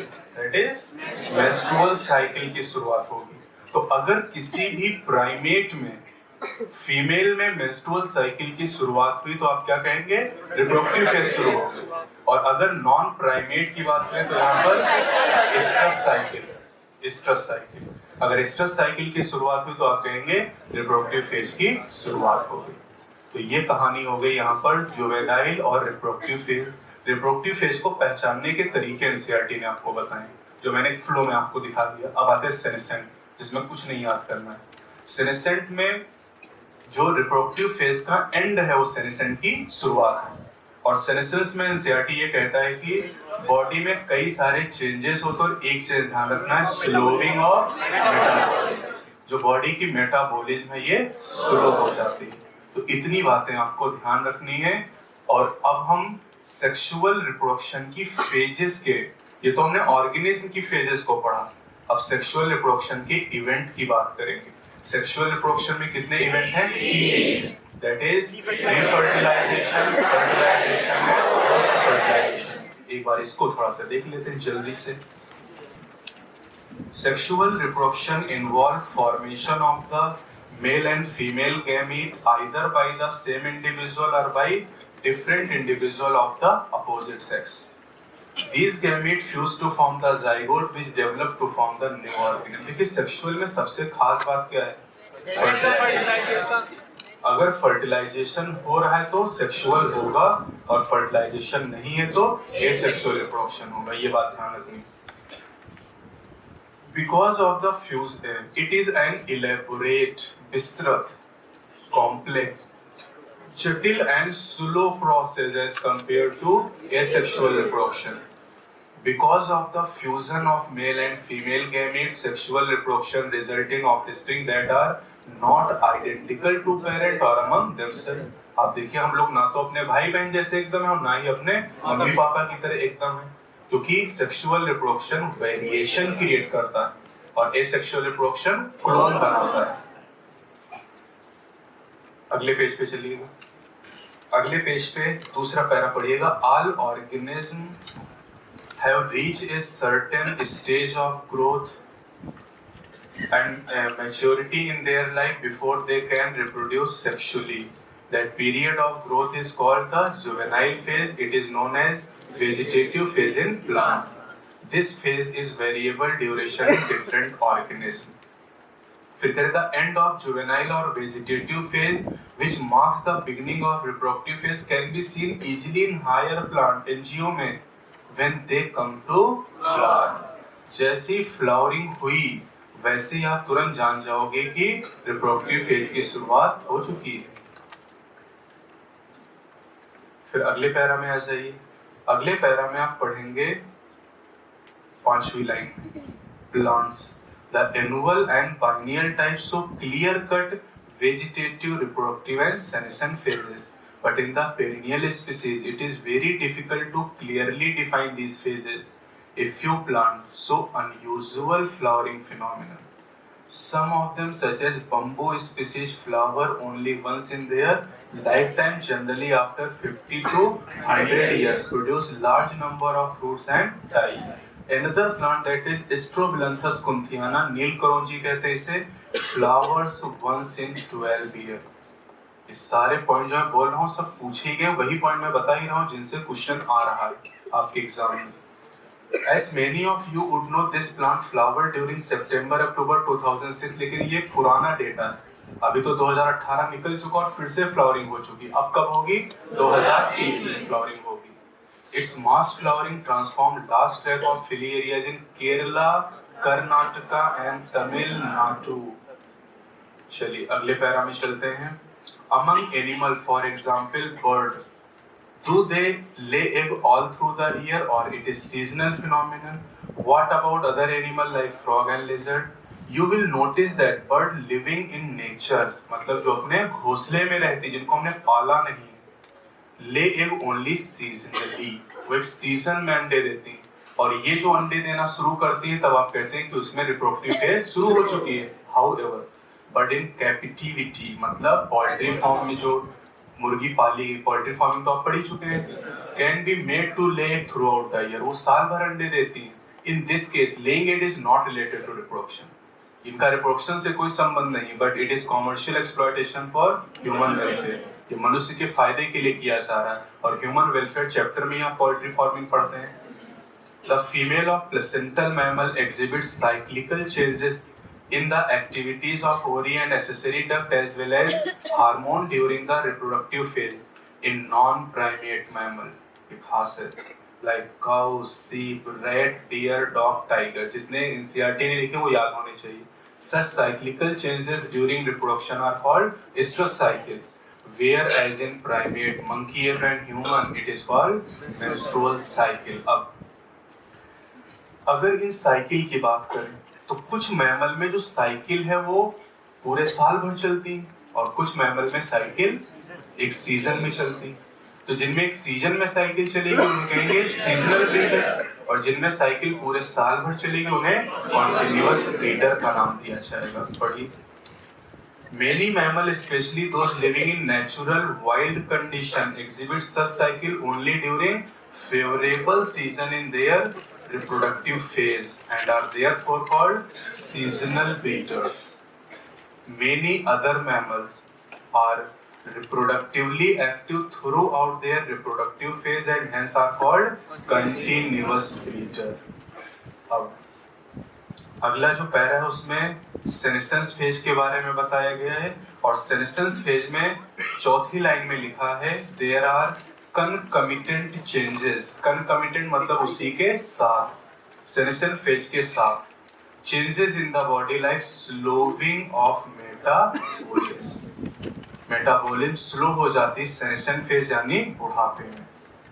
अब आते हैं इवेंट इन सेक्सुअल रिप्रोडक्शन। ये तो फेजेस की बात हो गई, अब इवेंट की बात करते हो, ये बहुत इंपॉर्टेंट टॉपिक है। इवेंट इन सेक्सुअल रिप्रोडक्शन, कितने इवेंट होंगे? 3 इवेंट होंगे यहाँ पर। पहला प्री फर्टिलाइजेशन, दूसरा फर्टिलाइजेशन, तीसरा पोस्ट फर्टिलाइजेशन। तो सबसे पहले हम बात करते हैं प्री फर्टिलाइजेशन इवेंट के बारे में। ठीक, देखिएगा जरा, इसे बहुत आसान सा है, सिंपल सा है। इवेंट्स इन सेक्सुअल रिप्रोडक्शन, ढूंढो मत बेटा, मिलेगा कुछ नहीं, सब यही मिलेगा आपको, है ना? चलिए पहली फेज कौन सी है? प्री फर्टिलाइजेशन इवेंट, नाम से ही पता चल रहा है। प्री फर्टिलाइजेशन मतलब फर्टिलाइजेशन के पहले, दूसरा फर्टिलाइजेशन और तीसरा पोस्ट फर्टिलाइजेशन। क्योंकि मैंने कहा है कि सेक्सुअल रिप्रोडक्शन अगर है तो फर्टिलाइजेशन जरूर होगा, तो तीसरी घटना है पोस्ट फर्टिलाइजेशन। अब डेफिनेशन अगर आपको बतानी है तो आप ऐसे बता सकते हो, फर्टिलाइजेशन के पहले की सारी घटनाएं प्री फर्टिलाइजेशन, और फर्टिलाइजेशन के बाद पोस्ट फर्टिलाइजेशन, और मेल और फीमेल गैमेट का फ्यूजन फर्टिलाइजेशन। अब प्री फर्टिलाइजेशन में कितने प्रोसेस हैं? दो। पहला गैमेटोजेनेसिस, गैमेटोजेनेसिस, जेनेसिस मतलब फॉर्मेशन, किसका? तो गैमेटोजेनेसिस मतलब गैमेट फॉर्मेशन, पूछा जा रहा है लगातार। गैमेट फॉर्मेशन मेल गैमेट या फीमेल, दोनों का। और दूसरा है gamete transfer, gamete formation and gamete transfer. Post fertilization में दो, zygote formation and embryo formation. Embryo formation को एम्ब्रियोजेनेसिस कहा जाता है। इतनी चीजें आपको जाननी है, बस एक एक करके डिस्कस कर लेते हैं। तो सबसे पहले बताइए सेक्सुअल रिप्रोडक्शन में कितने इवेंट हैं?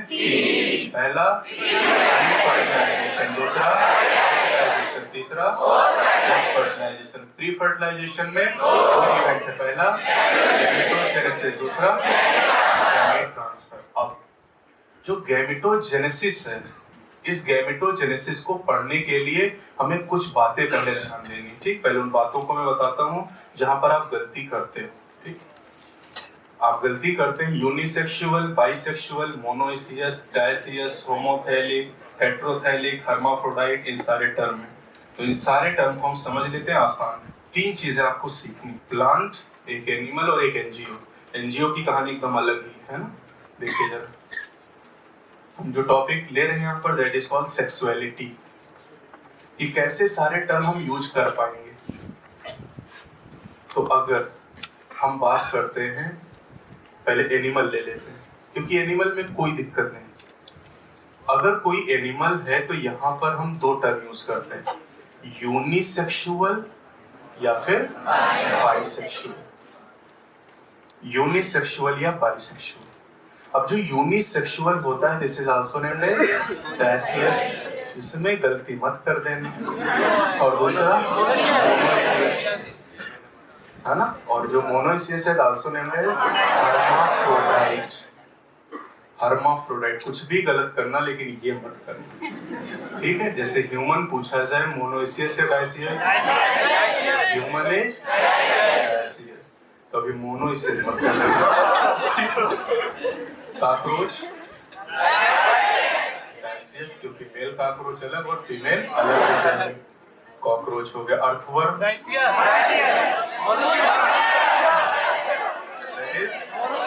मोनोइसियस, क्योंकि अर्थवर्म में मेल और फीमेल अलग अलग नहीं है, एक ही ऑर्गेनिज्म में टेस्टिस और ओवरी दोनों। तो अर्थवर्म हो गया। Leech monoecious, sponges monoecious, tapeworm monoecious. इतने एग्जांपल याद रखिएगा क्योंकि इतने एनसीईआरटी ने याद दिए हैं। तो जो बाइसेक्सुअल है वही मोनोइसियस है, वही हर्माफ्रोडाइट है, और जो यूनिसेक्सुअल है वो डायसियस है। अब फंजाई एंड प्लांट, कौन से प्लांट? एल्गी, ब्रायो, टेंडो, कितने। फंजाई और प्लांट के केस में देखिएगा, यूनिसेक्सुअल और बाइसेक्सुअल। जो यूनिसेक्सुअल है दैट इज नेम्ड एज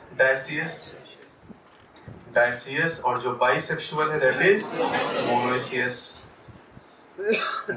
साथ ही साथ जो यूनिसेक्सुअल है that is named as heterothallic, और बाइसेक्सुअल इज कॉल्ड होमोथैलिक। ये देखिए टर्म आ गए, होमो और हेट्रोथैलिक, जो कि एनिमल में नहीं आए थे, यहाँ पर ये टर्म भी आ गए। अब जैसे एक छोटा सा केस लेते हैं, मार्केंशिया। मार्केंशिया किसका मेंबर है? ब्रायो का। तो बताइए मार्केंशिया को कहाँ रखोगे? मोनोइसियस या डायसियस? मार्केशिया डायसियस। ये सब याद करना है कि मार्केशिया डायसियस है। डायसियस मतलब यूनिसेक्सुअल है। कारा, कारा क्या है? एलबी। और ये कैसा है? मोनोइसियस यानी बाइसेक्सुअल है। इसमें एंथ्रीडिया और आर्चिगोनिया नहीं होती। एंथ्रीडिया और ओगोनिया एक ही प्लांट के ऊपर पाई जाती, तो उसे कहते हैं मोनोइसियस। तो यहाँ पे कारा एग्जाम्पल हो जाएगा, दैट इज कारा। तो ये हो गई फंजाई और प्लांट की बात। अब आते हैं एंजियो, जहां पर दिक्कतें हैं। एंजियोस्पर्म, एंजियोस्पर्म में दिक्कतें क्यों हैं? क्योंकि फ्लावर है, इसीलिए समस्या है। तो समस्या जरा देखते हैं इसकी कि क्या है। एंजियोस्पर्म में दो चीजें आपको ध्यान देनी, प्लांट की कहानी अलग और फ्लावर की कहानी अलग। क्योंकि अगर मिक्स कर दिया तो आपका काम हो गया खराब सारा, और यही आप जानते नहीं नॉर्मली। तो प्लांट के लिए हम दो टर्म यूज करेंगे, कौन से? Monoecious and dioecious. Monoecious and dioecious term use करेंगे। और फ्लावर के लिए unisexual and bisexual. Unisexual and bisexual, ये ध्यान रखिएगा। देखिए एनिमल के केस में आप देखिए तो यूनिसेक्सुअल ही डायसियस है और बाइसेक्सुअल ही मोनोइसियस है। लेकिन यहाँ पर यूनिसेक्सुअल डायसियस नहीं है और मोनोइसियस बाइसेक्सुअल नहीं है, अलग अलग कहानी। प्लांट के लिए अलग और फ्लावर के लिए अलग टर्म। तो चलिए जरा समझते हैं। यूनिसेक्सुअल फ्लावर कितनी तरह के? दो, male and female. Male flower और एक हो जाएगा फीमेल फ्लावर। मेल फ्लावर को कहते हैं staminate. Yes, mail flower is called staminate और फीमेल को पिस्टिलेट कहा जाता है। Staminate and pistillate. और बाइसेक्सुअल का मतलब है कि फ्लावर में दोनों, मतलब स्टेमन भी है और कार्पेल भी है, पिस्टिल भी है।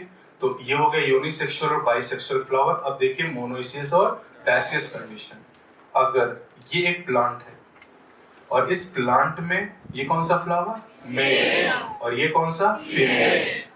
यूनिसेक्सुअल फ्लावर है ना, इस प्लांट का नाम मोनोइसियस। देखिए जरा यहाँ पर ये प्लांट क्या है? मोनोइसियस। और फ्लावर कैसे है? यूनिसेक्सुअल। तो क्या यहाँ पर यूनिसेक्सुअल मोनोइसियस हुआ? अब देखिए यूनिसेक्सुअल क्या होता है? डायसियस होता है। यहाँ पर प्लांट कैसा है? मोनोइसियस। और फ्लावर कैसे है? यूनिसेक्सुअल। इसीलिए यहाँ पर आप एक साथ दोनों टर्म को यूज नहीं करोगे। जब फूल के बारे में पूछा बताइए फ्लावर कैसे, तो आपको हो गए यूनिसेक्सुअल। प्लांट कैसा है?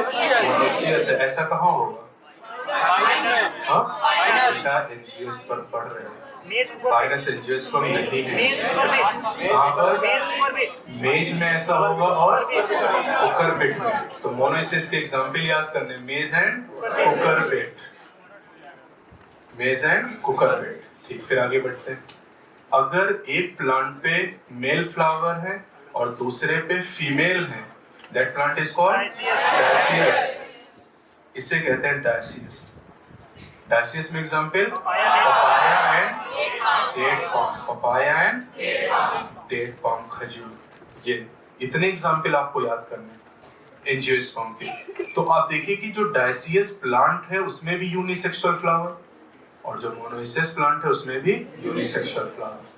तो यानी यहाँ पर मोनोइसियस डायसियस प्लांट के लिए टर्म यूज करोगे और फ्लावर के लिए यूनिसेक्सुअल और बाइसेक्सुअल। जैसे मैं पूछूं कि पपाया में कैसा प्लांट है? कैसे फूल है? मेज में कैसा प्लांट है? फूल कैसे? यूनिसेक्सुअल। फूल तो दोनों के कैसे हैं? मेज और पपाया के यूनिसेक्सुअल, लेकिन दोनों के प्लांट अलग अलग। ये सबसे बड़ी समस्या है, आप मिक्स कर देते हो सब कुछ एंजियोस्पर्म में। और जबकि एनसीईआरटी ने चीजें अलग अलग की हैं, लेकिन आप ऐसे कैटेगराइजेशन खुद कर नहीं पाते। यही बड़ी समस्या आती है। अब चीजें आप याद कर सकते हैं। अच्छा, आप साइकस फाइनस की बात करें तो जिम्नो है ना, तो जिम्नो के एग्जाम्पल यहाँ जाएंगे। आप बता दो, साइकस को कहाँ रखोगे? डायसियस या मोनोइसियस? हाँ, साइकस इज डायसियस, खूब पूछा जा रहा है। Pinus is monoecious. और ये बात ध्यान रखिएगा, अभी क्वेश्चन में कराऊंगा उसमें ये सारी चीजें याद करेंगे। तो मार्केशिया कैसा है? Dioecious. Cycas dioecious. Papaya dioecious. Date palm dioecious. Chara monoecious. स्पाइनस, मोनोसिस मेज, मोनोसिस कुकुरबिट, मोनोसिस। ये तो हो गई सेक्सुअलिटी की बात। अब हम पढ़ सकते हैं गैमेटोजेनेसिस को। अब गैमेटोजेनेसिस का मतलब गैमीट फॉर्मेशन। गैमीट कितनी तरह के? दो तरह के, male gamete and female gamete. Male gamete को स्पर्म कहते हैं, फीमेल गैमीट को एग कहते हैं, और ओवम भी कह सकते हैं। और गैमीट हमेशा हैप्लॉइड होते हैं। अब आप बताइए गैमीट का फॉर्मेशन माइटोसिस से होगा या मियोसिस से? दोनों से नहीं कहोगे, किसी से भी हो सकता है। ये डिपेंड करता है इसमें मेन बॉडी पर। ठीक, जरा समझिएगा।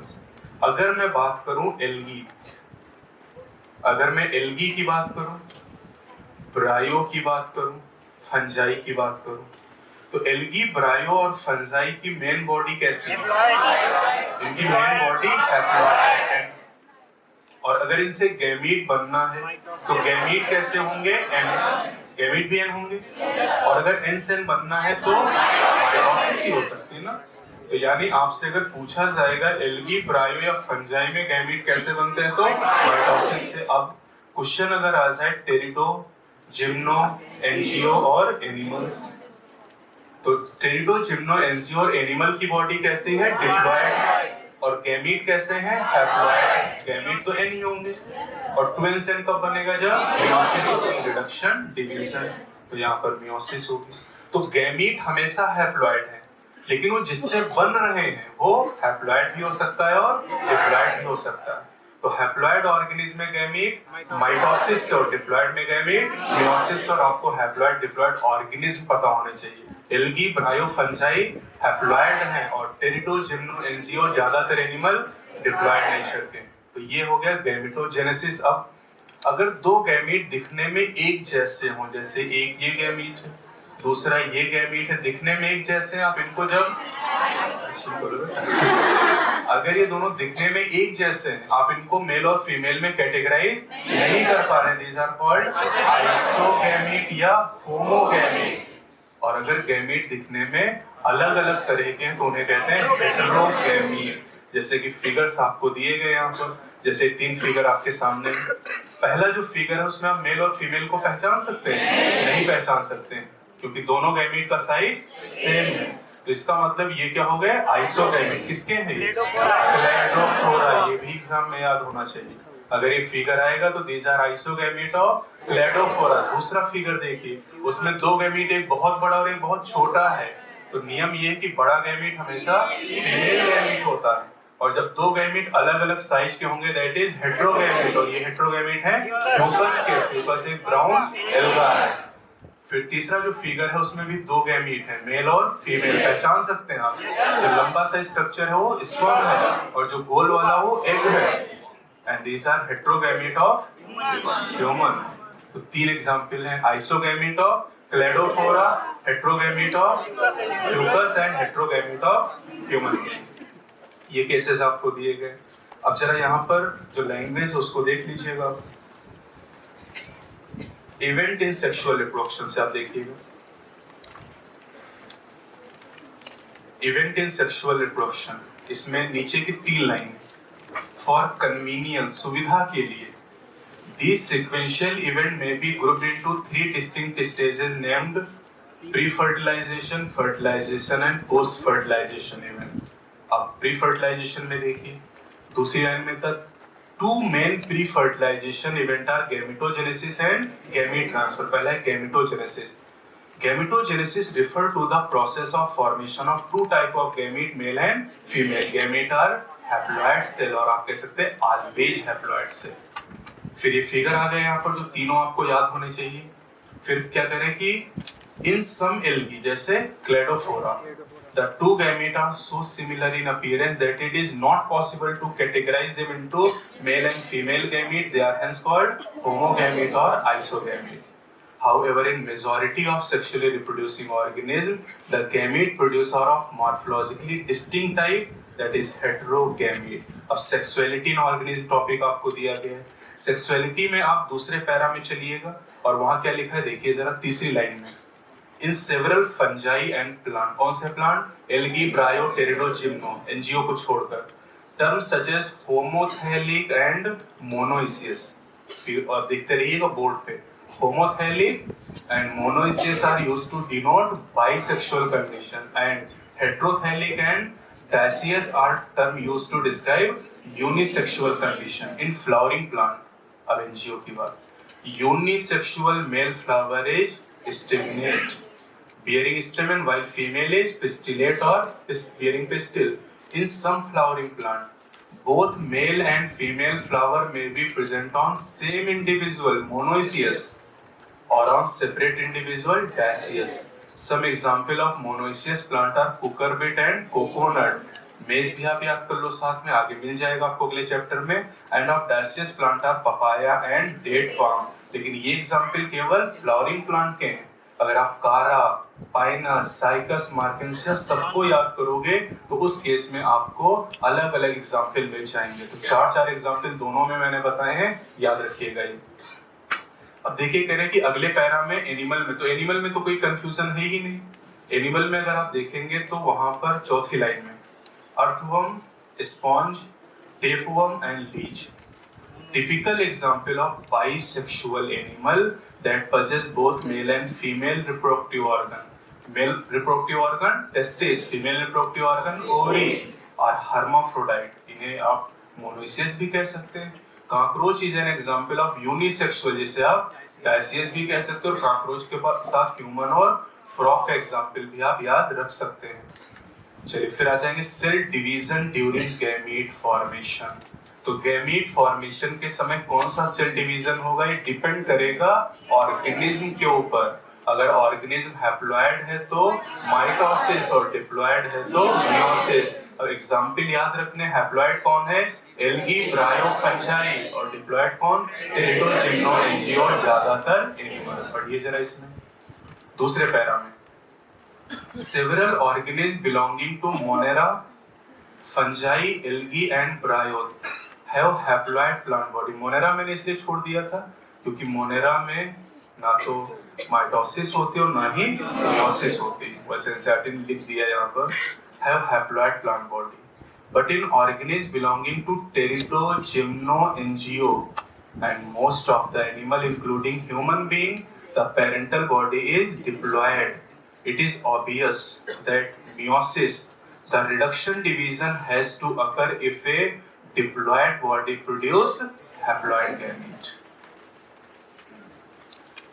कई सारे फिगर अर्थवर्म, कॉकरोच ये सब दिए गए हैं। ये देखिए कारा का फिगर दिया गया है, जो सी वाला फिगर है पेज नंबर 12 पे कारा का फिगर है। और कारा के बारे में नीचे लिखा भी है क्या? मोनोइसियस। फिर देखिए डी वाला फिगर मार्केंशिया का, और क्या लिखा है? डायसियस। और फिर ई में लिखा है स्वीट पोटैटो का बाइसेक्सुअल फ्लावर, क्योंकि मैंने क्या सीखा है, फ्लावर के लिए यूनिसेक्सुअल और बाइसेक्सुअल वर्ड आएगा, और एनजीओ में प्लांट के लिए मोनोइसियस और डायसियस वर्ड का यूज आप करोगे। तो फिगर भी याद रखिएगा। देखिए कारा में फिगर जो दिखाया गया है, एक ओगोनियम है फीमेल सेक्स ऑर्गन और एक एंथ्रीडियम है मेल सेक्स ऑर्गन। कारा एल्गी, और एल्गी में कभी आर्चिगोनिया नहीं पाई जाती, एंथ्रीडिया होते हैं और ओगोनिया पाए जाते हैं। एंथ्रीडिया 3 जगह मिलेंगे आपको, एल्गी में, ब्रायो में, टेरिडो में, और आर्चिगोनिया 3 जगह, ब्रायो में, टेरिडो में, जिम्नो में। और एल्गी में एंथ्रीडिया नहीं होंगी, और जिम्नो में एल्गी में आर्चिगोनिया नहीं होगी, और जिम्नो में एंथ्रीडिया नहीं होगी, और एनजीओ में दोनों नहीं होंगे, क्योंकि एनजीओ के पास फ्लावर है। ये सब एंथ्रीडिया, आर्चिगोनिया खत्म, वहां पर इंडूशियम और ट्राइकोशियम विकसित हो जाते हैं और फ्लावर का फॉर्मेशन हो जाता है। अब देखिए जिनकी बॉडी डिप्लॉयड है उनको थोड़ा समझिएगा। जो डिप्लॉयड ऑर्गेनिज्म है, इनमें जिन सेल में मियोसिस होती है उन्हें कहते हैं मियोसाइट। जिन सेल में गैमीट बनते हैं मियोसिस के बाद, उन सेल को कहते हैं मियोसाइट। मियोसाइट डिप्लॉयड होती है और इन्हीं में मियोसिस होने से क्या बनते हैं? गैमीट। तो अगर आपसे कोई पूछे कि मियोसाइट क्या है, तो आप कहेंगे डिप्लॉयड ऑर्गेनिज्म की वो सेल जिनमें मियोसिस से गैमीट बनते हैं उन्हें मियोसाइट कहा जाता है। और कुछ मियोसाइट में क्रोमोसोम के नंबर आपको याद करने हैं। जैसे ह्यूमन में मियोसाइट में नंबर 46, डिप्लॉयड आप याद करिएगा, हैप्लॉयड अपने आप आ जाएगा। ऑफियोग्लासम 1260, राइस में 24, अनियन में 16, एप्पल में 34। मतलब जितने डेटा हैं सारे आपको याद करने हैं। हाउस फ्लाई में 12, फ्रूट फ्लाई में 8, सारे नंबर आपको याद होने चाहिए। तो अगर एक ही दिन में नहीं याद हो रहा तो एक एक दिन करके याद करिए। अगली क्लास एक हफ्ते के बाद होनी, तब तक आप सारे याद कर लीजिएगा। और 3-4 तो आप याद ही कर सकते हो। आज आप हाउस फ्लाई याद करो, कितने हैं? 12। फ्रूट फ्लाई में हाउस फ्लाई में 12 हो जाएंगे, फ्रूट फ्लाई में 8 हो जाएंगे, बटरफ्लाई में 380 क्रोमोसोम, ऑफियोग्लासम में 1260, राइस में 24, एप्पल में 34, पोटैटो में 48, ह्यूमन में 46, अनियन में 16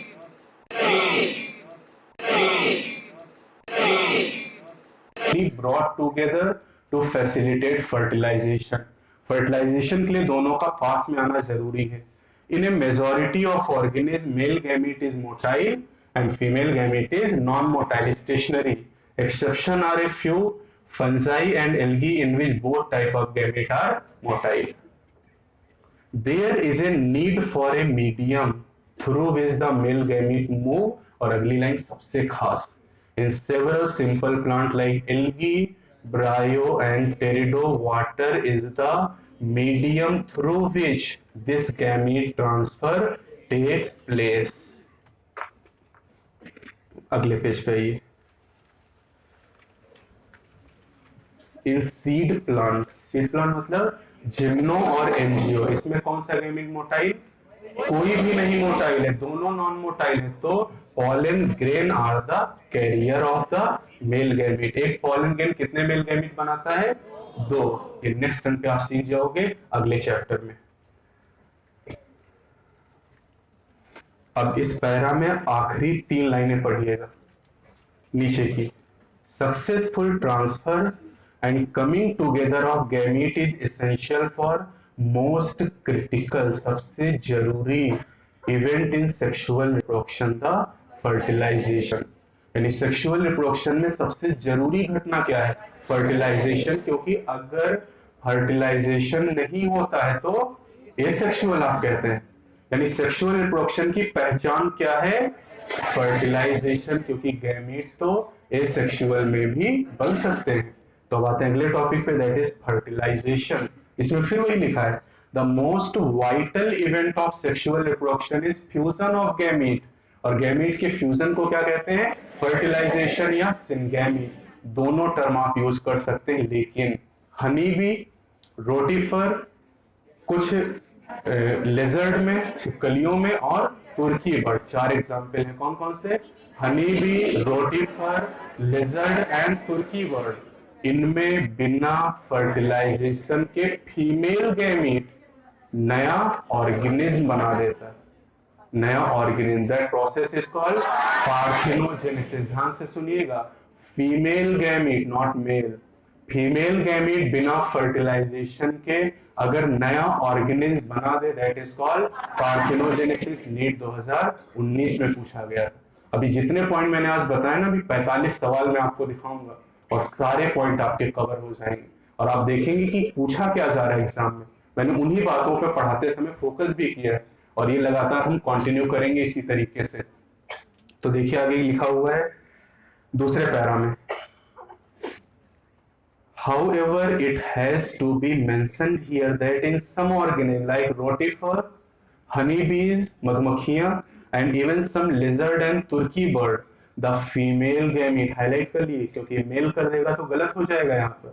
Female gamete undergoes development to form new organism without fertilization. This phenomena is called parthenogenesis। और बिना fertilization के अगर फ्रूट बन जाए, पार्थिनोकार्पी कहा जाता है उसे, यह पार्थिनोजेनेसिस। और अगले चैप्टर में सारी चीजें मिल जाएंगी। Parthenocarpy, parthenogenesis, apomixis.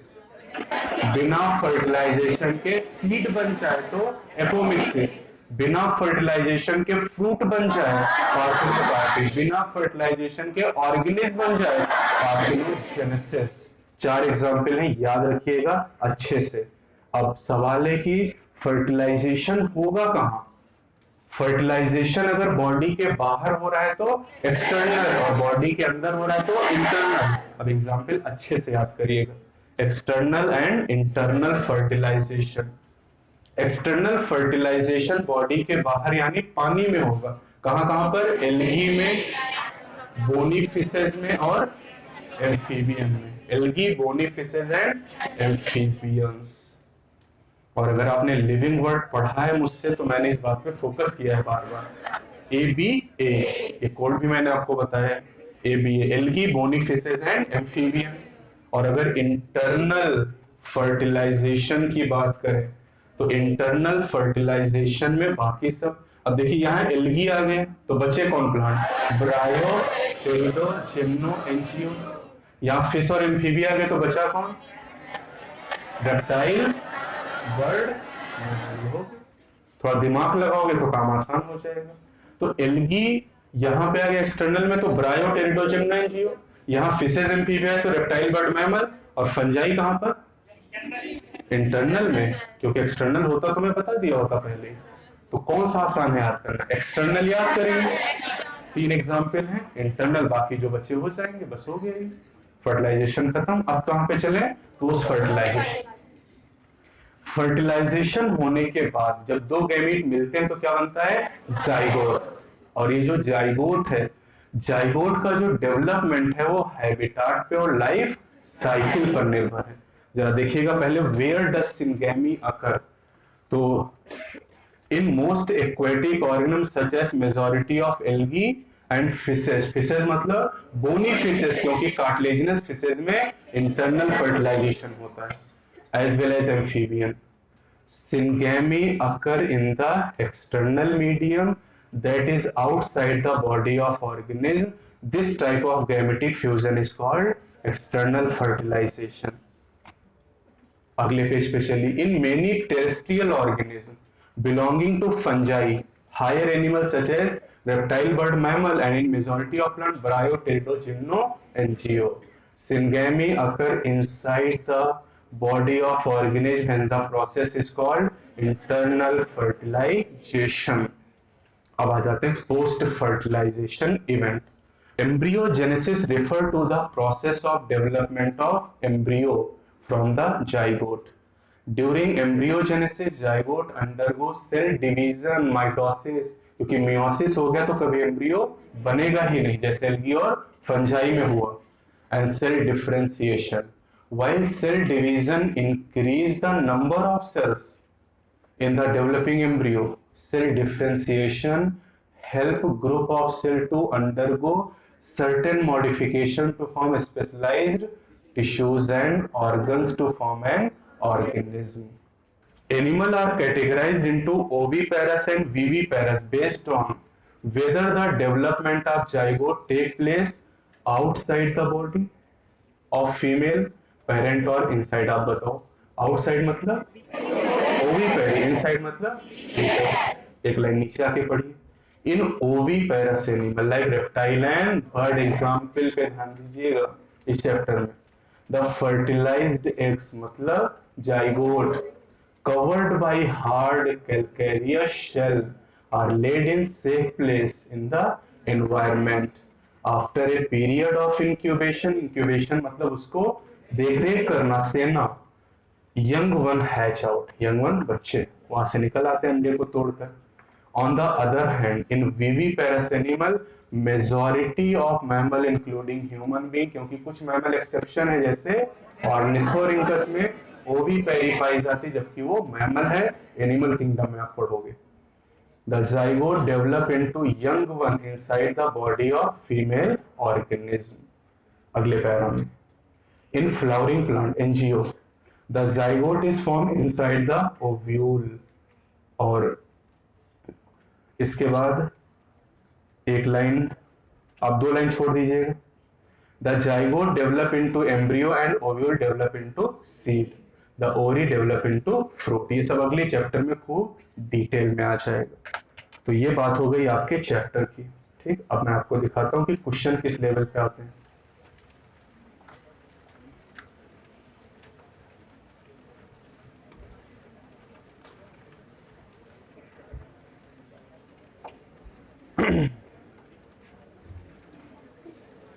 In some plant, the female gamete develop into embryo without fertilization. This phenomenon is called parthenogenesis. अब देखिए पार्थिनोकार्पी भी दिया हुआ है जो अगले चैप्टर में आप जान पाओगे। और सिंगेमी तो आपने पढ़ा, ये फर्टिलाइजेशन का दूसरा नाम है। Which of the following flower only once in its lifetime? वो केवल एक बार लाइफ टाइम में फ्लावरिंग करता है। In Bryo and Teredo, transport of male gamete require water. Which one of the following statement is not correct? मैं एक एक पढ़ूंगा। अब देखिए एक चीज ये ध्यान दीजिएगा पढ़ते समय कि जब करेक्ट और इनकरेक्ट वाले सवाल आते हैं ना, ये 4 सवाल होते हैं। ऐसे क्वेश्चन से आपके 4 कॉन्सेप्ट क्लियर होंगे। जैसे पहला ऑप्शन है, in potato banana and ginger the plantlet arise from the internode present in the modified stem. Internode नहीं, क्या होना चाहिए? नोड होना चाहिए। तो ये चीज यहाँ पर आप ध्यान रखोगे। बाकी 3 ऑप्शन आप पढ़िएगा, खुद भी करिएगा थोड़ा बहुत, ठीक है। Next, which of the following pair is not correctly match? देखिए राइजोम बनाना बोलते ये सही गलत? सही है। बाइनरी फिशन सॉर्गेशम गलत है। कोनिडिया पेनिसिलियम सही है। ऑफसेट वाटर हाइसिंथ सही। 4 सवाल हो गए। यही सब आपने तो पढ़ा है आज। फिर देखिए, Strobilanthes kunthiana flowered in the Nilgiri 2006 when it is expected to flower again 2018, और अब अगर आएगा तो 2030 करोगे आप, ठीक है। Next, gametogenesis refer to the process of formation of 2 type gamete या male gamete only? 2 type of gamete. Markensia is considered heterothallic because it is dioecious. Markensia is dioecious. The motile reproductive structure of algae and fungi which directly give rise to new individual are called zoospore. Motile हो गया है ना।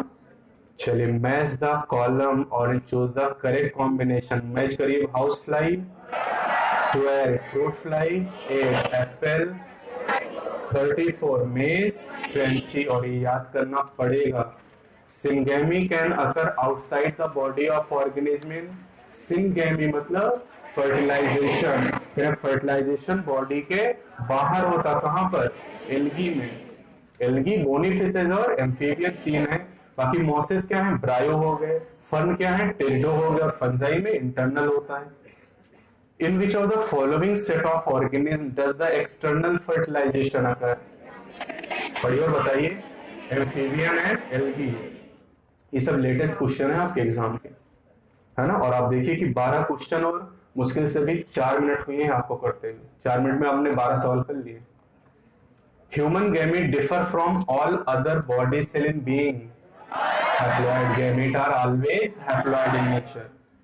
Which is wrongly matched? बताइए। Agave bulbil सही है। Penicillium conidia सही। Water hyacinth runner गलत है। Water hyacinth offset. ब्रायोफिलम लीवर सही है। वेजिटेटिव प्रोपिगेशन इन पिस्टिया करवाई ऑफसेट पिस्टिया में, और आई कॉर्निया में ऑफसेट पढ़े आपने। द फॉलोइंग फिगर सोच, बताइए फिगर क्या है? हाँ, bisexual flower of sweet potato. Figure NCERT के आने चाहिए आपको। Every sexually reproducing organism begin life as zygote. zygote से जीवन की शुरुआत होगी। Find out the correct statement. एक एक में पढ़ता हूँ, बताइएगा। In bony fishes, frog and gymno, external fertilization occur. गलत है। कौन सा? gymno गलत हो गया इसमें। gymno में internal। Morphologically distinct type of gamete are called homogamete. गलत है। क्या होगा? heterogamete। Gamete of both plant and animal है सेल वॉल? नहीं, गैमेट में सेल वॉल नहीं होगी। Gamete are never be diploid, एकदम सही है। Gamete are always haploid. तो दिस स्टेटमेंट सही है केवल। Which of the following feature of amoeba and yeast enable them to reproduce asexually? Amoeba और ईस्ट में एसेक्सुअल रिप्रोडक्शन। ये देखिए 19वां सवाल जो है ना, ये पहला कॉन्सेप्चुअल सवाल आया। 18 सवाल फैक्चुअल थे। यानी आप देख रहे हैं 20 सवाल आपने किया तब जाके एक कॉन्सेप्चुअल सवाल मिला। तो इसमें पूछा गया कि अमीबा और ईस्ट में एसेक्सुअल रिप्रोडक्शन क्यों होता है, तो उसका रीजन है कि they are unicellular and they have simple body organization. क्योंकि एसेक्सुअल रिप्रोडक्शन जनरली उन्हीं में पाया जाता है जो यूनिसेलुलर और सिंपल बॉडी वाले होते हैं, कॉम्प्लेक्स बॉडी वालों में सेक्सुअल रिप्रोडक्शन होता है। तो आंसर होगा D. Vegetative propagation in mint and jasmine occur by, that is, तो ये क्वेश्चन यहाँ का एक्चुअली है नहीं, मॉर्फोलॉजी का है, आप याद कर सकते हैं स्टोलन यहाँ पर।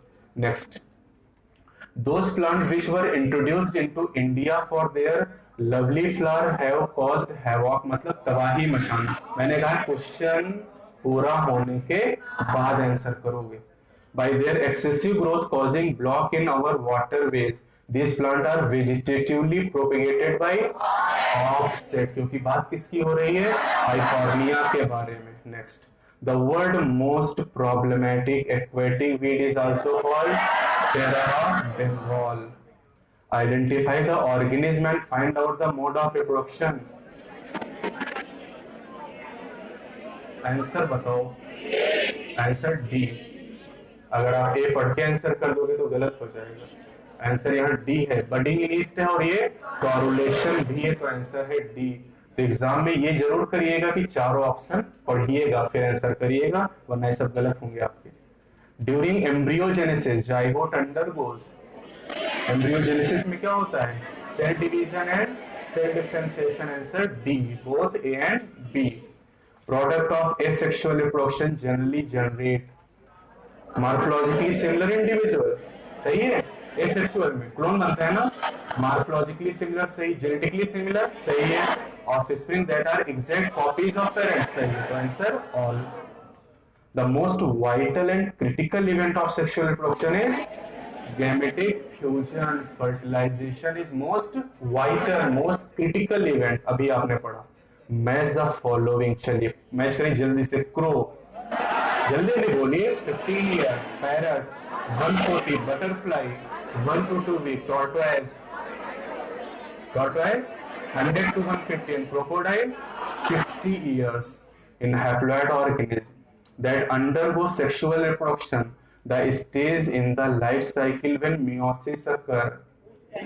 हैप्लॉइड ऑर्गेनिज्म में मियोसिस कब होगी, ड्यूरिंग पोस्ट जाइगोटिक स्टेज, यानी जाइगोट बनने के बाद मियोसिस होगी यहाँ पर। जैसे एल्गी और फंजाई हैप्लॉइड, उनमें ऐसा होता है पोस्ट जाइगोटिक। ये थोड़ा सा कॉन्सेप्चुअल सवाल था, 28 नंबर, 2 सवाल मिले कॉन्सेप्चुअल 28 सवाल में। Identify the figure and find out the correct answer, पहचानिए। हेट्रोगैमेट ऑफ फ्यूकस, पहचान में आना चाहिए आपको। In plant, the vegetative propagation such as runner, rhizome, sucker, tuber, offset, bulb are all capable of giving rise to new offspring. These structures are called vegetative propagules. The process of development of embryo from zygote is called embryogenesis. Which type of fertilization is found in most of the algae? बताइए, आवाज सुनाई दे। External, थोड़ा सा बच्चों की तरह रहो ना, क्या मतलब अभी से सिलेक्शंस फेज आ गई है, एकदम दबे जा रहे हैं। अब मैं 2.5 घंटे से खड़ा हूं, मुझे नहीं लगा तुम बैठे हुए और अंधा रहे हैं, ऐसे काम चलेगा। मैच द फॉलोइंग, चलिए मैच करें। डेट पाम, फिर वही बात, date palm, dioecious, coconut, monoecious, sponge, हाँ बाइसेक्सुअल भी कह सकते हो और मोनोइसियस भी कह सकते हो, कॉकरोच, यूनिसेक्सुअल भी कह सकते हो, डायसियस भी कह सकते हो। ऑप्शन जब मैच कराओगे एबीसीडी तो कोई एक ही सही मिलेगा, देखिएगा करके। Organism belonging to pterido gymno angio and most of the animal including human being, बताइए आंसर कौन सा सही है, answer A, produce gamete by meiosis, क्योंकि इनकी बॉडी है डिप्लॉयड, तो इनमें मियोसिस से गैमीट बनेंगे, ए ऑप्शन सही है। क्या,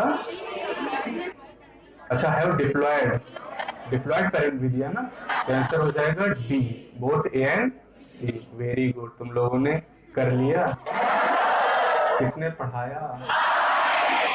चलो next, Many mammals, especially those living in natural wild condition, exhibit reproductive cycle only during favorable season. समझ में आया? And their reproductive phase therefore called seasonal breeder. और जिनमें लगातार साइकिल चलती है continuous breeder. Identify the organism and find out the mode of reproduction. That is external budding in hydra. External budding है क्योंकि बड बॉडी के बाहर बन रहे. External budding, A answer. In oviparity, अभी आपने पढ़ा ओवीपेरिटी में, देख के बताइए कौन सा सही है. The young one are protected by a thick shell. और शेल किसका बना? कैलकेरियस. कैलकेरियस मतलब calcium carbonate. Question number 39. Which one enable the continuity of species generation after generation? Reproduction. यही तो शुरुआत में बताया था मैंने. चलिए, development of an organism from female gamete or egg without fertilization is parthenogenesis. Match the column. चलिए, अब देखिए कॉलम 1 में ऑर्गेनिज्म है और कॉलम 2 में number of chromosome in gamete हैं. तो गैमीट में मियोसाइट का आधा करोगे तो ऑफियोब्लासम में 630, राइस में 12, क्योंकि राइस में मियोसाइट में 24 होते हैं, पोटैटो में 48 होते हैं, तो 24 करोगे गैमीट में और मैन में 23 करोगे. Find out the incorrect statement. मैं एक एक पढ़ूंगा, आप बताइएगा सही या गलत है. Senescent phase is the last phase of life in which metabolism slows down. सही है. Reptile bird and bryo exhibit internal fertilization. गलत. क्या गलती है? सही तो है. Haploid parent produces gamete by meiotic division. गलत है ना. Haploid में माइटोसिस से गैमेट बनते हैं, मियोसिस से गैमेट बनते हैं डिप्लॉयड में. तो सी वाला गलत हो गया. और डी देखिए, Monera algae bryo had haploid plant body. सही है. चलिए, external water is not required for fertilization of spermatophyte. Spermatophyte क्या है? Seed plant. और सीड प्लांट कौन? जिम्नोइड, एंजियो. और थैलोफाइट क्या है? एल्गी. तो एल्गी ब्रायोटेरिडो में तो पानी जरूरी था ना गैमेट को ले जाने के लिए, सीड प्लांट में जरूरी नहीं. और यही सारी बातें मैंने टिक भी करवाई पढ़ाते समय और ध्यान भी दिया इन बातों पे. Question 44. Chromosome number in meiocyte of housefly. कितने? हाउसफ्लाई में मियोसाइट में 12 होंगे और अगर गैमेट में पूछे तो 6 हो जाएंगे. And last, in some algae the two gamete are so similar in appearance that is not possible to categorize them into male and female gamete. These gamete are called option D. बहुत जल्दबाजी करेंगे तो ये सब सवाल exam में गलत होंगे. आइसोगैमेट और होमोगैमेट. तो 15 मिनट में आपने 45 सवाल कर लिए.